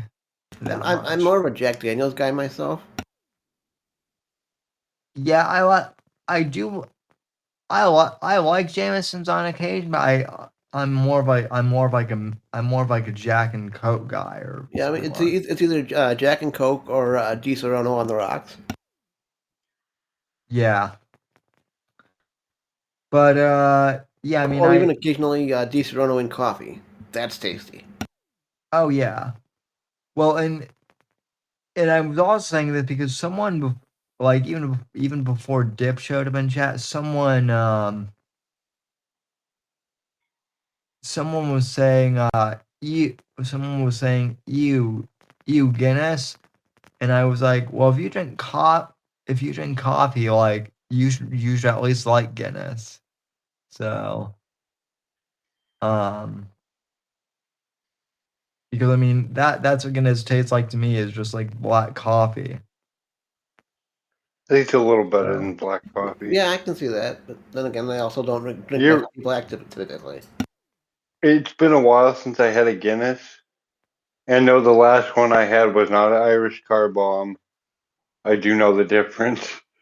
Yeah. I drank a dozen of those on one St. Patty's Day, and oh man, that was a long time ago. I actually dated an Irish well, she wasn't like an Irish girl, but she was,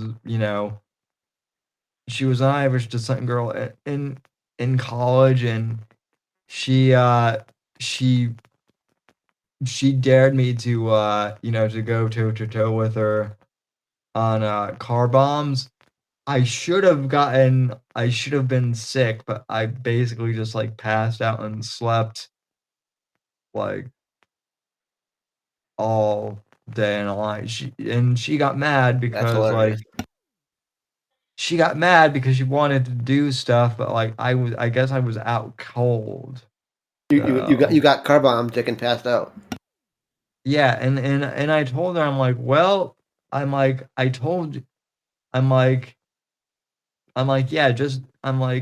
yeah, I drink Guinness, but I don't drink it like all the time, and I don't drink like a ton of it either. So right, even if you just pounded those Guinnesses like you did a car bomb, you would still have a similar reaction. Oh yeah, well I poured this glass I poured like at the very beginning of the stream, which was like an hour and 40 minutes ago, and I just now finished it. So it's not like you're a raging drunk. Yeah, well, I mean, I did have a Guinness earlier because I posted it on. Oh dear Lord! 2 beers today, Sam? Yeah, you are getting reckless, sir. I am. I'm getting daring. That's for sure. So I'm getting reckless, and I still, and for once I showed up on time for the podcast. Showed up on time for my own show. Yeah, well, like Max says, you're the star, so the show doesn't start until you show up. See, it's funny because there have been times where I've been stone cold sober, but I've been like 20 minutes late to the own show. Whereas like tonight I was like buzzed, and I showed up like 5 minutes early. So like maybe I need to so drink. That's the secret, getting you fucking buzzed to get you to show up on time. Yeah, maybe I need to get buzzed before the show. That's it. I'm kidding, Mom, if you're watching this. So with beer in hand. Yeah. So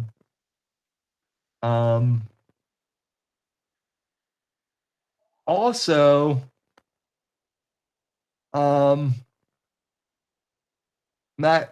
Maxine is right.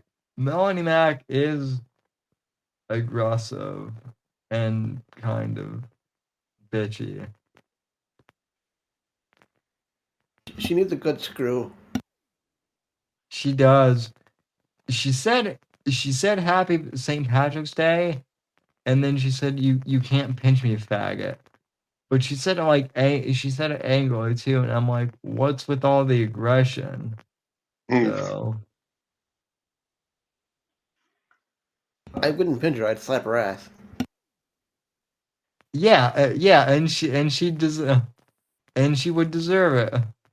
So, but I'd slap that ass and order her into bed. I'm sure you would more. I'm sure you would do. Go ahead, Sam. I'm sure you would get I'm sure you would get up to all sorts of shenanigans with that goth girl. So Goddamn right.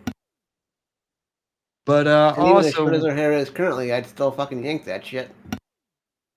Well, unlike Max, I'm not gonna shame you. I'm just gonna say bravo, sir. So And we wouldn't stop until she was finally fucking knocked up and became a mommy. Yeah, now you're talking. Now you're talking.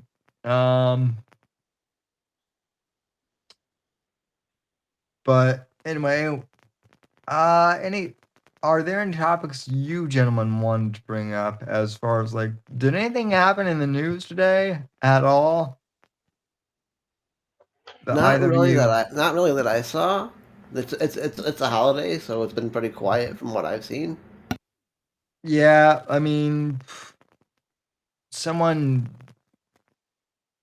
said that I guess Bono made another thing about Trump, which it is I will admit I actually do love U2's music from the 80s. But yeah, obviously Bono has severe Trump derangement syndrome, and so I don't pay much attention to what he's a Brit, so he can go over to his country and moan about everything. Well, I mean, he is Irish, but the Irish don't. The true Irish see him as a sellout. So me included. So, but yeah, I don't think anything really happened today other than that. So, well, and then last night on Bits and Bones, we obviously talked about how, the other story too was Activision. One of the CEOs who got Me Too'd. Bobby Kotick. Well, they tried to Me Too him, but they were unsuccessful. But he did recently retire with a giant golden parachute. Yeah, well, I mean, that's what happens when cancel culture goes too far. It bites him in the ass. So, and can't say I can't say I feel sorry for Activision. Not at all. Also, I guess I don't know if you heard this more. Not that I really care at this point, but I guess GTA 6 is being postponed again. Not even surprised. I mean, like I said, I don't know if that's true. I just saw on X, but I will research it and we will address it next week if that's the case. I mean, here's the thing, my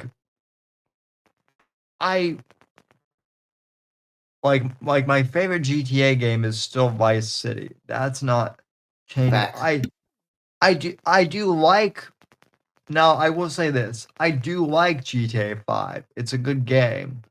But as soon as they started microtransactioning the shit out of GTA and making a GTA Online, a lot of people, me included, lost interest in the franchise. And with the base game being like $100 dollars supposedly, that's gonna be a hard sell. Yeah, like I'm like, oh, they don't. I'm like, oh, okay. They don't want me to play it. Okay. Nope. They only want to sell it to the hardcores and fuck the casuals.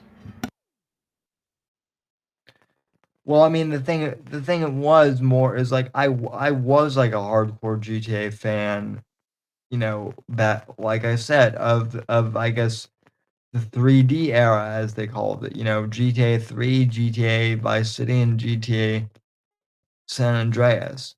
Just because I love the franchise doesn't mean I'm going to be like, doesn't mean I'm going to give them all my money just because it's GTA. Right. So. Oh, you're not going to simp for him, Sam? No, hell. Not for that franchise, Halo Dad. I will simp for the Max Payne franchise. Oh, yeah. So. At least that's a good one. Yeah. I played GTA Vice City, and I think that's the only one that I played. After that, I got too much. Yeah, You played GTA before? Sorry, that was my kid. Like, yeah, you played GTA? Yeah, we all played GTA. Dad's an old man, so of course he's played it. Yeah. Do you like GTA? Yeah, it was a good game, but now I play other. Well, you're supposed to be in bed. Hold on, guys. I'm gonna get this kid in bed. This segment of the show brought to you by Dad. By hashtag Dad Life.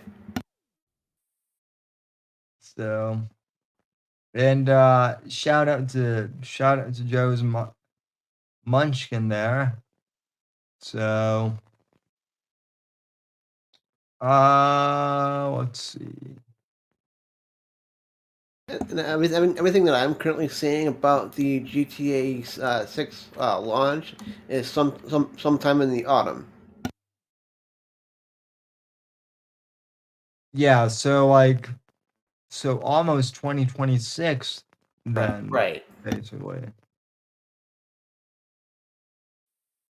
Yeah, well, we were supposed to get. I know they launched the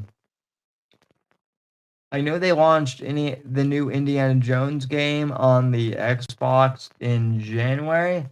We were supposed to get it in March on like PC and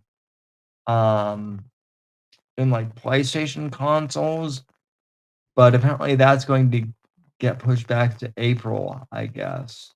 So that sucks. Yeah, I mean, from what I'm told, it's gotten like okay. It's gotten like okay reviews, but it's not great. But I mean, it still is an Indiana Jones game, and I mean, like, I love the movies for sure. Also, Harrison Ford in 1923 is fantastic. 1923 is better than Yellowstone. So if you have Paramount Plus, anyone watching this would definitely recommend going and watching that. Nice. And the one thing that I am excited about as far as gaming wise this week is to see the fallout of the Assassin's Creed Shadows game that's coming out this week. It's gonna be a clusterfuck. Oh, is that supposed to come out this week? That's what I'm hearing. I'll confirm it right now, but that's what I've been reading. Yeah, I like I said last week, everyone's trying to copy the success of Ghost of Tsushima, which, funny enough, like March 20th. Okay, yeah. Well, funny enough, like Ghost of Tsushima, like as much as people want to, shit on how Sony has no titles, like that is the one Sony title that like everyone's been trying to copy now since, and well, from what I'm hearing from earlier reviews, like Ghost of Tsushima is still the better game. Right, that's also what I'm hearing. So it's just funny that Ubisoft is literally pissing off an entire fucking country that isn't fucking Anglo because they decided to put a black man as a samurai. well, like Japan, like because Japan is fucking pissed. Yeah, well, like the thing about Japan though is Japan is like none of the woke stuff from the West made over Japan. That's why anime was like outselling the U.S. comic industry for like right for so long.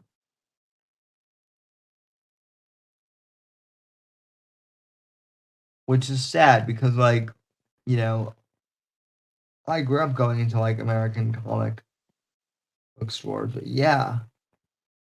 Like I can see why anime is, becoming a thing. So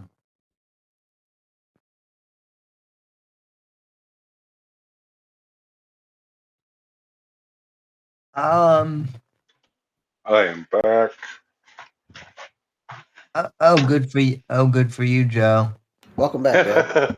Jesus, that beer just now hitting you? Getting mouthy, Sam? Goddamn right. Hell yeah. No, I mean, I would be willing. I would be willing to go grab like a third because it's St. Patty's Day, so why not? But why not? I don't want to leave you. I don't want to leave you to. Oh God. The podcast burns down. If you're gonna drink Sam too much, goes to get a beer. At least give me fucking mod powers. I mean, yeah, that's. Oh yeah. Oh yeah, we actually talked about that last night. I keep forgetting that Rumble doesn't save that you have to do every time. So, damn it, Rumble. Okay, yeah, you should have mod powers, so I'll be right back. So, yeah, you gentlemen, talk amongst yourselves. Oh shit, Alrighty. That's fucking trouble. Oh God, here we go. Let's go, Mort. Fucker actually gave me fucking mod powers. Holy shit. Yeah, just looking over early week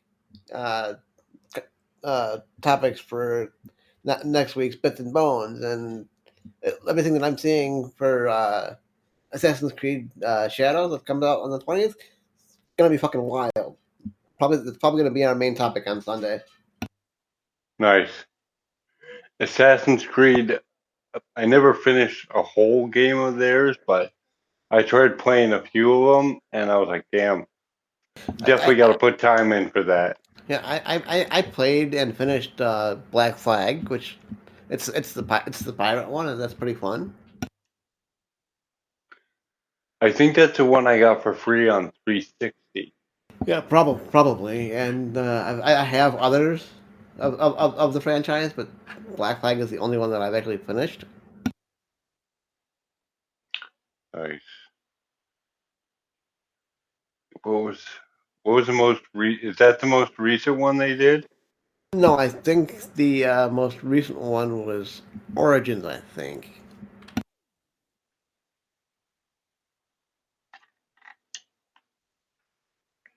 They need to do one like set in the Genesis 6 world. Have a Nephilim. Get it done. That'd be fun. Yeah. They'd fuck that one up too, though. They would. I know of a guy who was working on doing like a Noah virtual reality game. I heard him on this podcast with Rob Skiba, and he's like, yeah, I'm developing this game about the Nephilim, and it's going to be VR. So I was like, dude, that's actually really cool. And he's got a YouTube page. I mean, it's the grandiose stories of Genesis, but hey, why not have fun with it? You're going to take the Book of Enoch and illustrate it for us? That's all we ever wanted. Apparently, previous to Shadows, the most recent one was Valhalla. Either that or Mirage. I can't make heads or tails of the release dates. Oh, gotcha.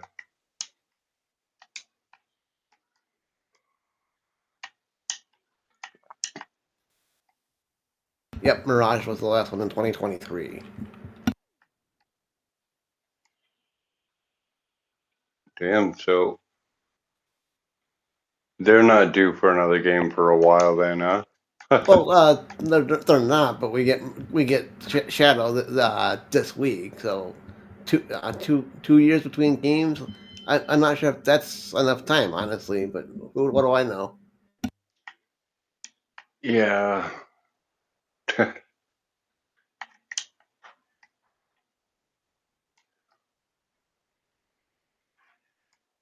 Isn't there a new God of War movie coming or game? Oh, Pretty sure there's one that's in development, but I'm not entirely sure. I think that from what I've heard from Good Brother Nash is the next one is Egypt. yeah. See, that one sounds really interesting to me. Yeah, I'll definitely look into it. It's a matter of how woke will that be, and if it's too damn woke, I won't touch it, unfortunately. Right. Well, I would expect some of that weirdo stuff to be in there, 'cause that's what Egyptians did. They were a bunch of weirdos. Well, the thing, it's going to be one where some of it's going to be appropriate for the setting, and then some of it's not. Right. They're definitely going to overdo it, for sure.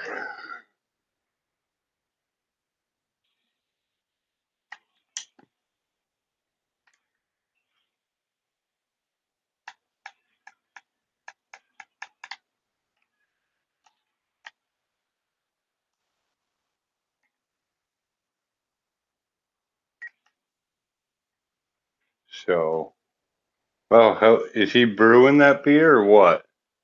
The cripple, the other cripple ran away. What the fuck?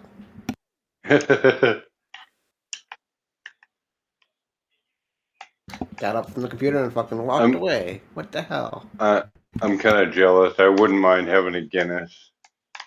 I haven't drank a beer in a couple of years though either. So what you're saying is you'd be a lightweight and you'd be one and done. oh, I could probably do two, get through with two, but that would definitely do me in.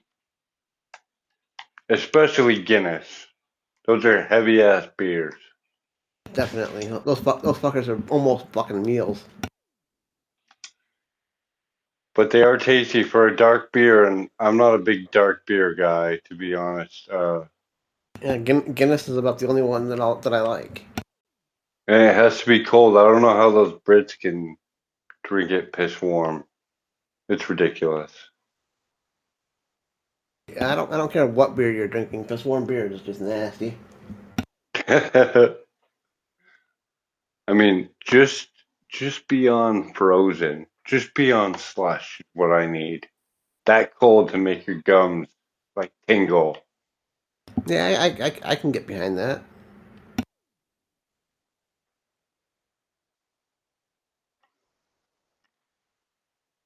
I wonder what these guys. I'm playing a firefight on Halo while I'm talking to you, and I also have my headphones on my game, so anyone on mic can probably hear me talking.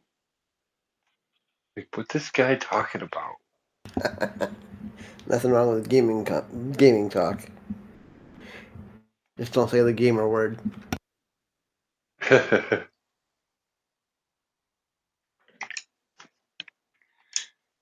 I just got smashed by an elite.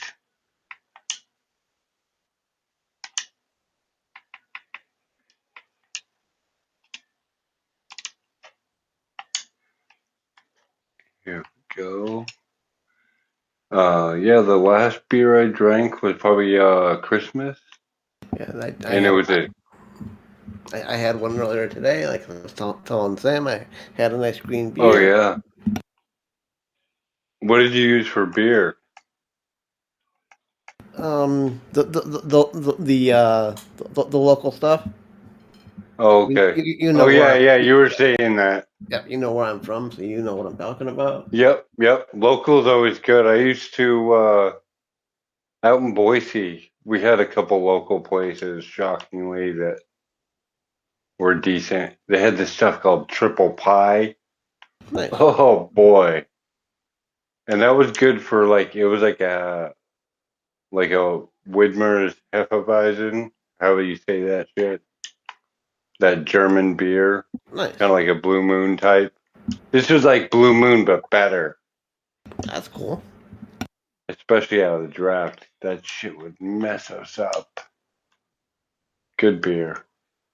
Mean hangover, though. Oh. Yeah, thankfully the local stuff doesn't give me too much of a hangover. Well, I like to get carried away with drinking, so that was probably my fault for the hangover.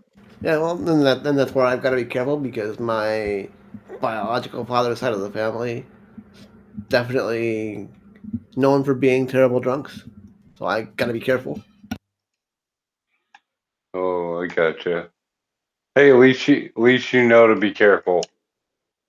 Facts.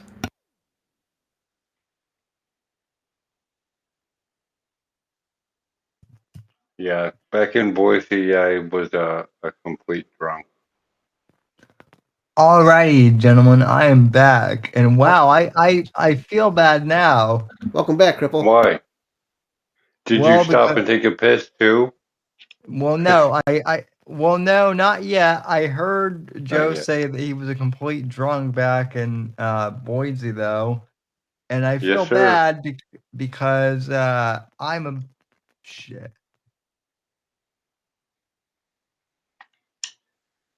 Uh-oh. What happened? Thanks, Rumble. As I was about to say, I'm about to crack open my my second Guinness of the night. So nice.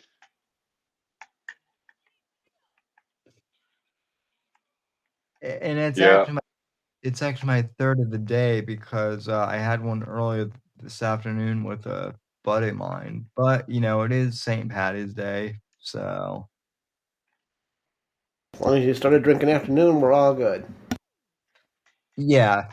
Well, no, I'm not one of my retired neighbors who at 8 a.m. in the morning goes, "Hey Sam, you want a beer?" And it's like it's 9 a.m. I'm going to Dunkin' for coffee. So yeah, I kind of need my coffee. As you know, I need my coffee for lunch because if I don't have my coffee, I'm kind of an asshole. Well, I'm more of an asshole than I already am. Nice. Yeah. And wow, that exploded. So terrific. But That's not good. Fortunately, that was it was on my I guess share mat, so didn't get any on the carpet, so that's good. Say as long as you didn't get any beer on the electronics or the carpet, we're good. Yeah. But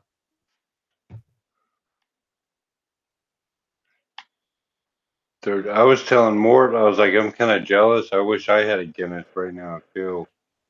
I can't even go to the store and get one now. They're all closed. They make Guinness Zero now, I guess.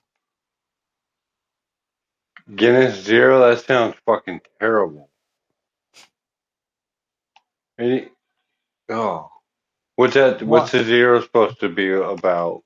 0 calories or some shit? Zero alcohol. Come on, I need calories.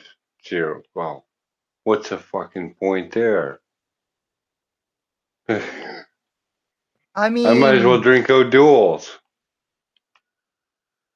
Yeah, fair enough. At that point, you may as well fucking drink fucking Natty Ice. Yeah, or Natty Ice, come on. Or Bud Light at that point. So. Dude, I used to drink Red Dog by the 30-pack. I think I probably bought the last 30-pack of Red Dog available in New Hampshire when they finally went under. But even Red Dog was better than fucking Natty Ice. Yeah, that's true. It was smooth, uncommonly smooth, as stated on the can. Yeah, and then with Budweiser, because I never drank Bud Light unless it was given to me, but Budweiser, I could never get hammered on Budweiser ever. Oh, really? I mean, I could, I guess, if I You didn't want to? If I had a 6-pack and one after another, I could, but pacing myself, yeah, I never could. So I could never even get a buzz. So anyway, though, gents, this kind of got salvaged. So cheers. Cheers. Cheers. I was telling Mort, I was like, I'm playing a firefight on Halo 5 while I'm talking to you guys. And I'm sure the people on mic are like, what the fuck is this guy babbling about? But nobody else is on mic, ever on this, so screw it. Gotta have one warm-up game.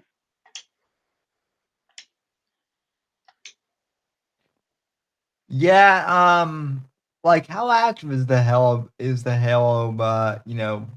fan base that you're playing these days? Well, everyone seems to be on Halo Infinite, which is great. There's a lot of good options on there. The fans seem like every other video game community, twisted and very conflicted.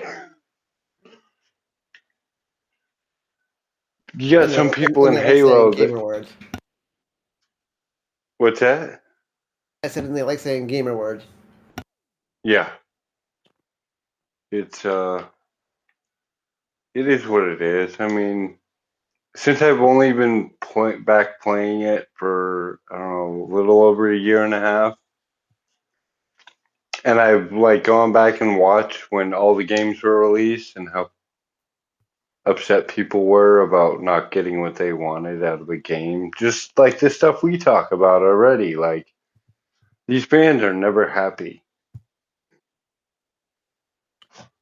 Yeah, I mean, it is true that video game fans are really ever happy, but there's a difference between gamers never being happy and then corpos stuffing in agendas into yeah, it's all mixed up. Yeah. So, and then even when companies do make people happy with franchises, with Red Dead Redemption, somehow that same company always manages to fuck things up eventually. So, I think I had asked you guys about that game before. Somebody recommended the sequel, Red Dead Redemption 2. He's like, that game was great. Yeah, Red Dead 2 you is should great. play that one. Yeah.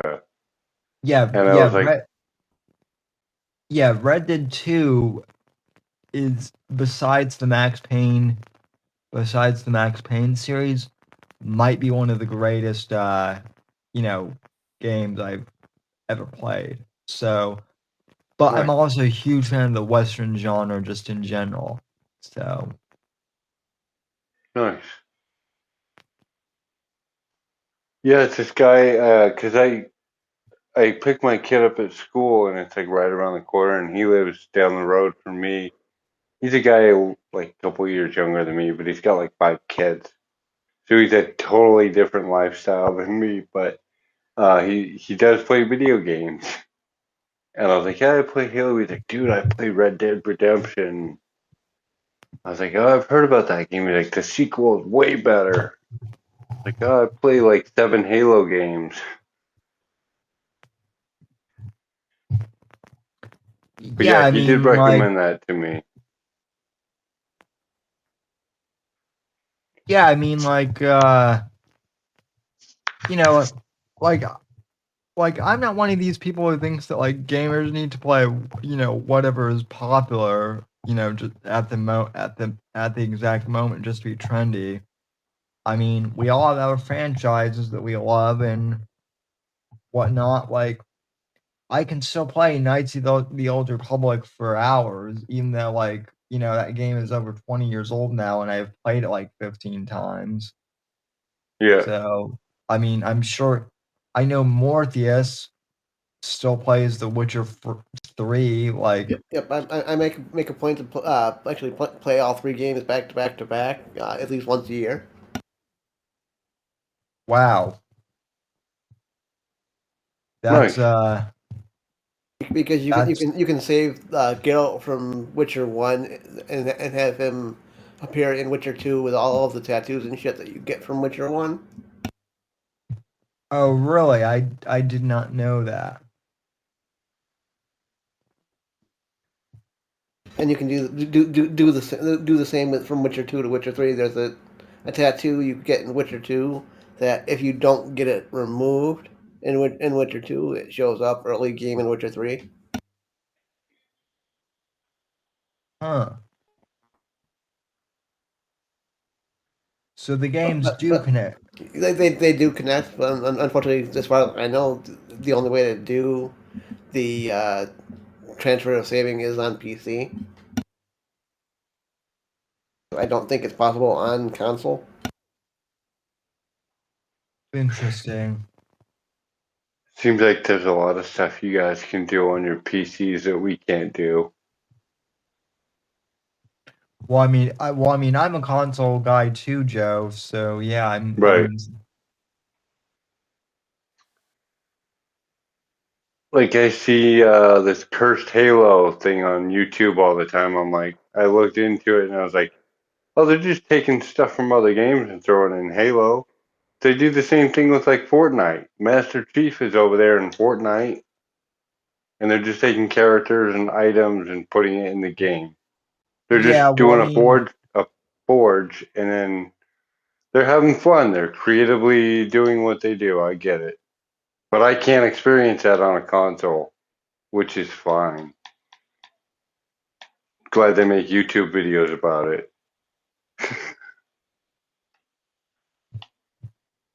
Yeah, well, I mean, you're a PlayStation guy, right? Yeah. Well, Nice. Fortnite is its own thing, kind of entirely that I don't understand necessarily. I don't think anyone understands it. They just Yeah. play it just because. Yeah, unless you're a kid or something like that. So. I mean, I played a little bit of it with my kid. There's like a Tokyo gun game that's kind of fun, but there's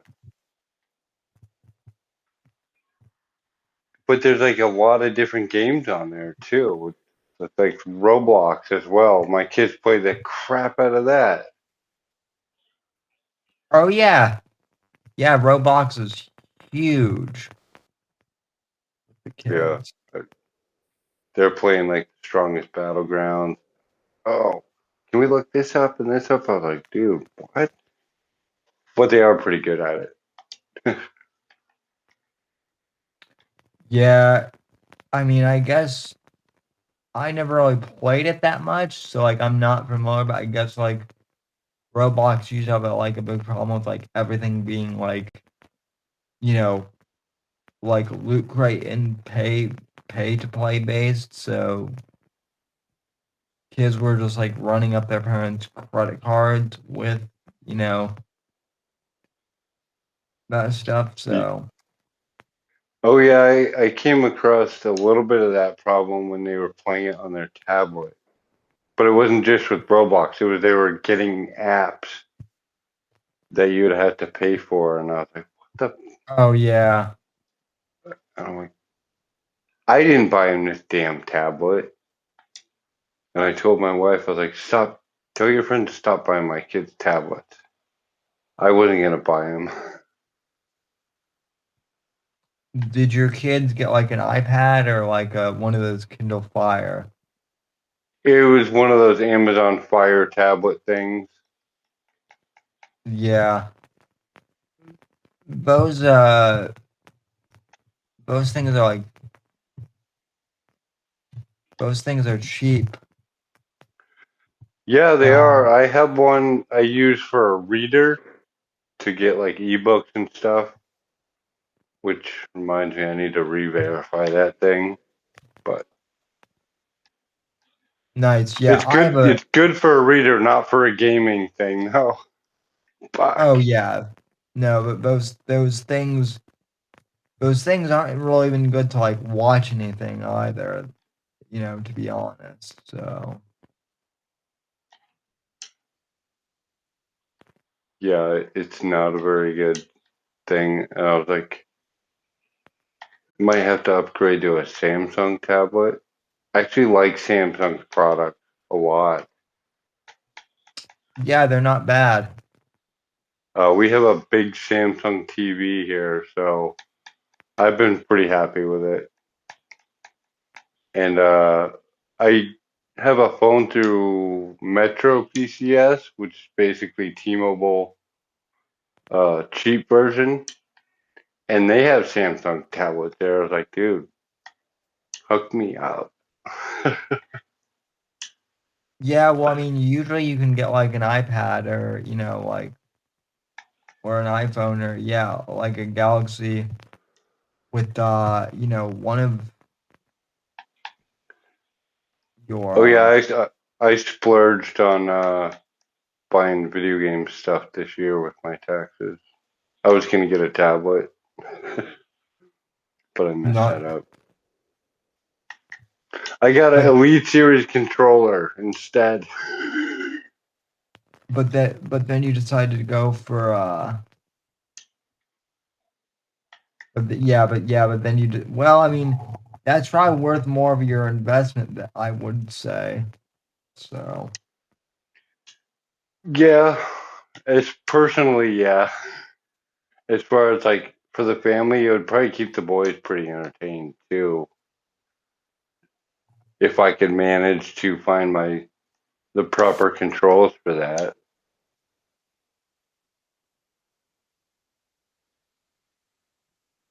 yeah. Also, more I see you retweeting Sydney Sweeney, sir. It had to be done. It hit my TL and it had to be retweeted. Yeah. Yeah, no, yeah. Yeah, no, I know, but Because are I knew you I knew the Gooner Bros would appreciate it.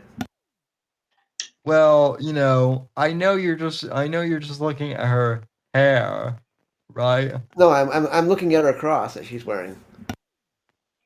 Uh-huh. Yeah. She's a good Catholic girl. Uh-huh. No, yeah, I mean, that's all the good Catholic girls say. So That's what they all say, huh?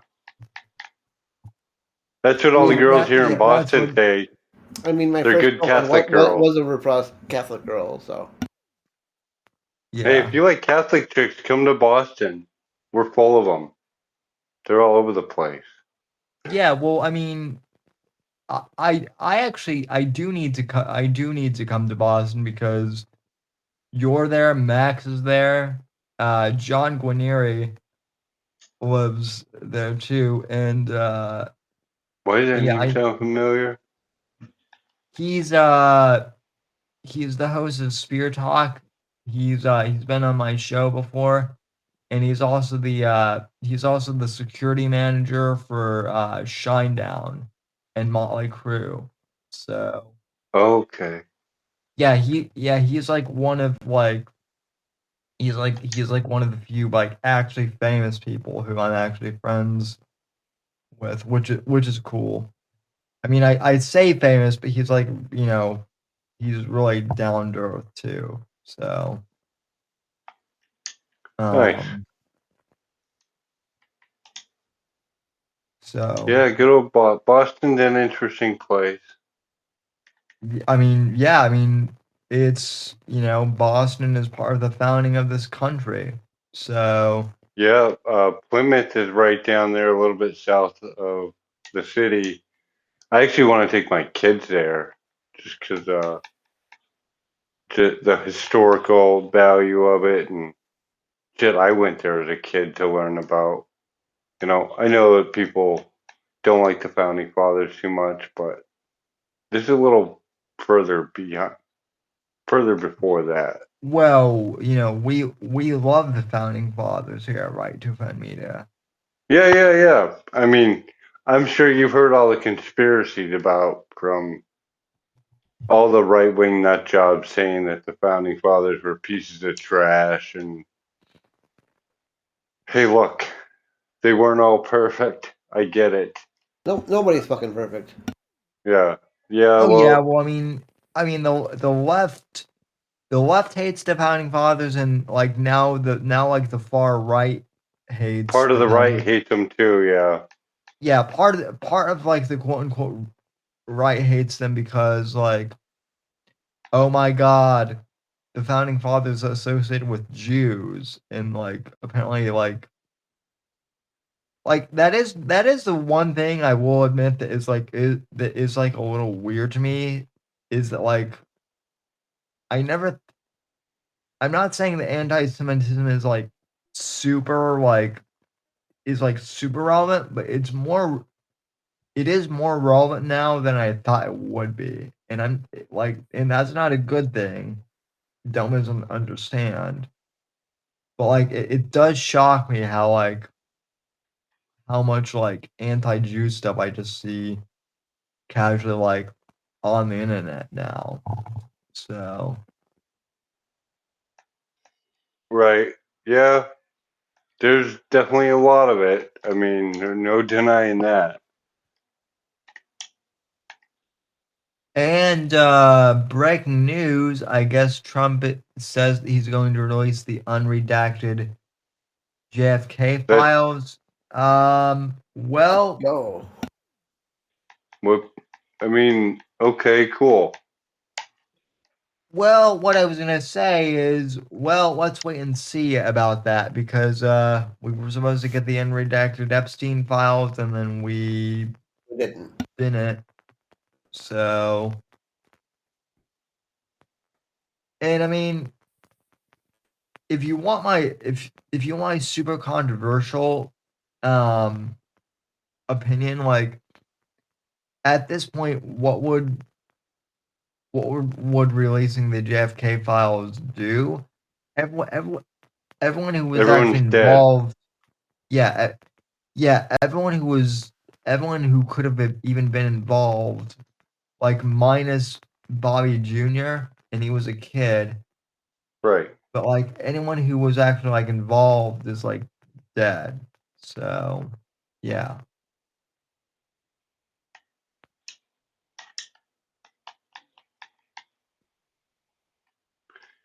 Yeah, and then the Epstein thing's a joke.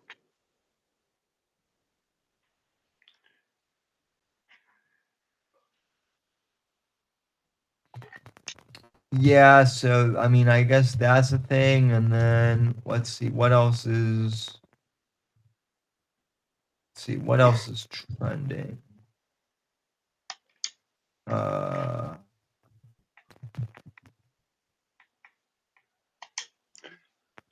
They're still pissed at Elon. Everyone's still pissed at Elon. Yeah, well, I mean, ooh, this one is actually good. Trump revokes Secret Service protection for Biden's children. Good. Yeah. Yeah, so I guess crackhead can't molest kids with Secret Service info. Conor McGregor went into the White House today. So that was a thing.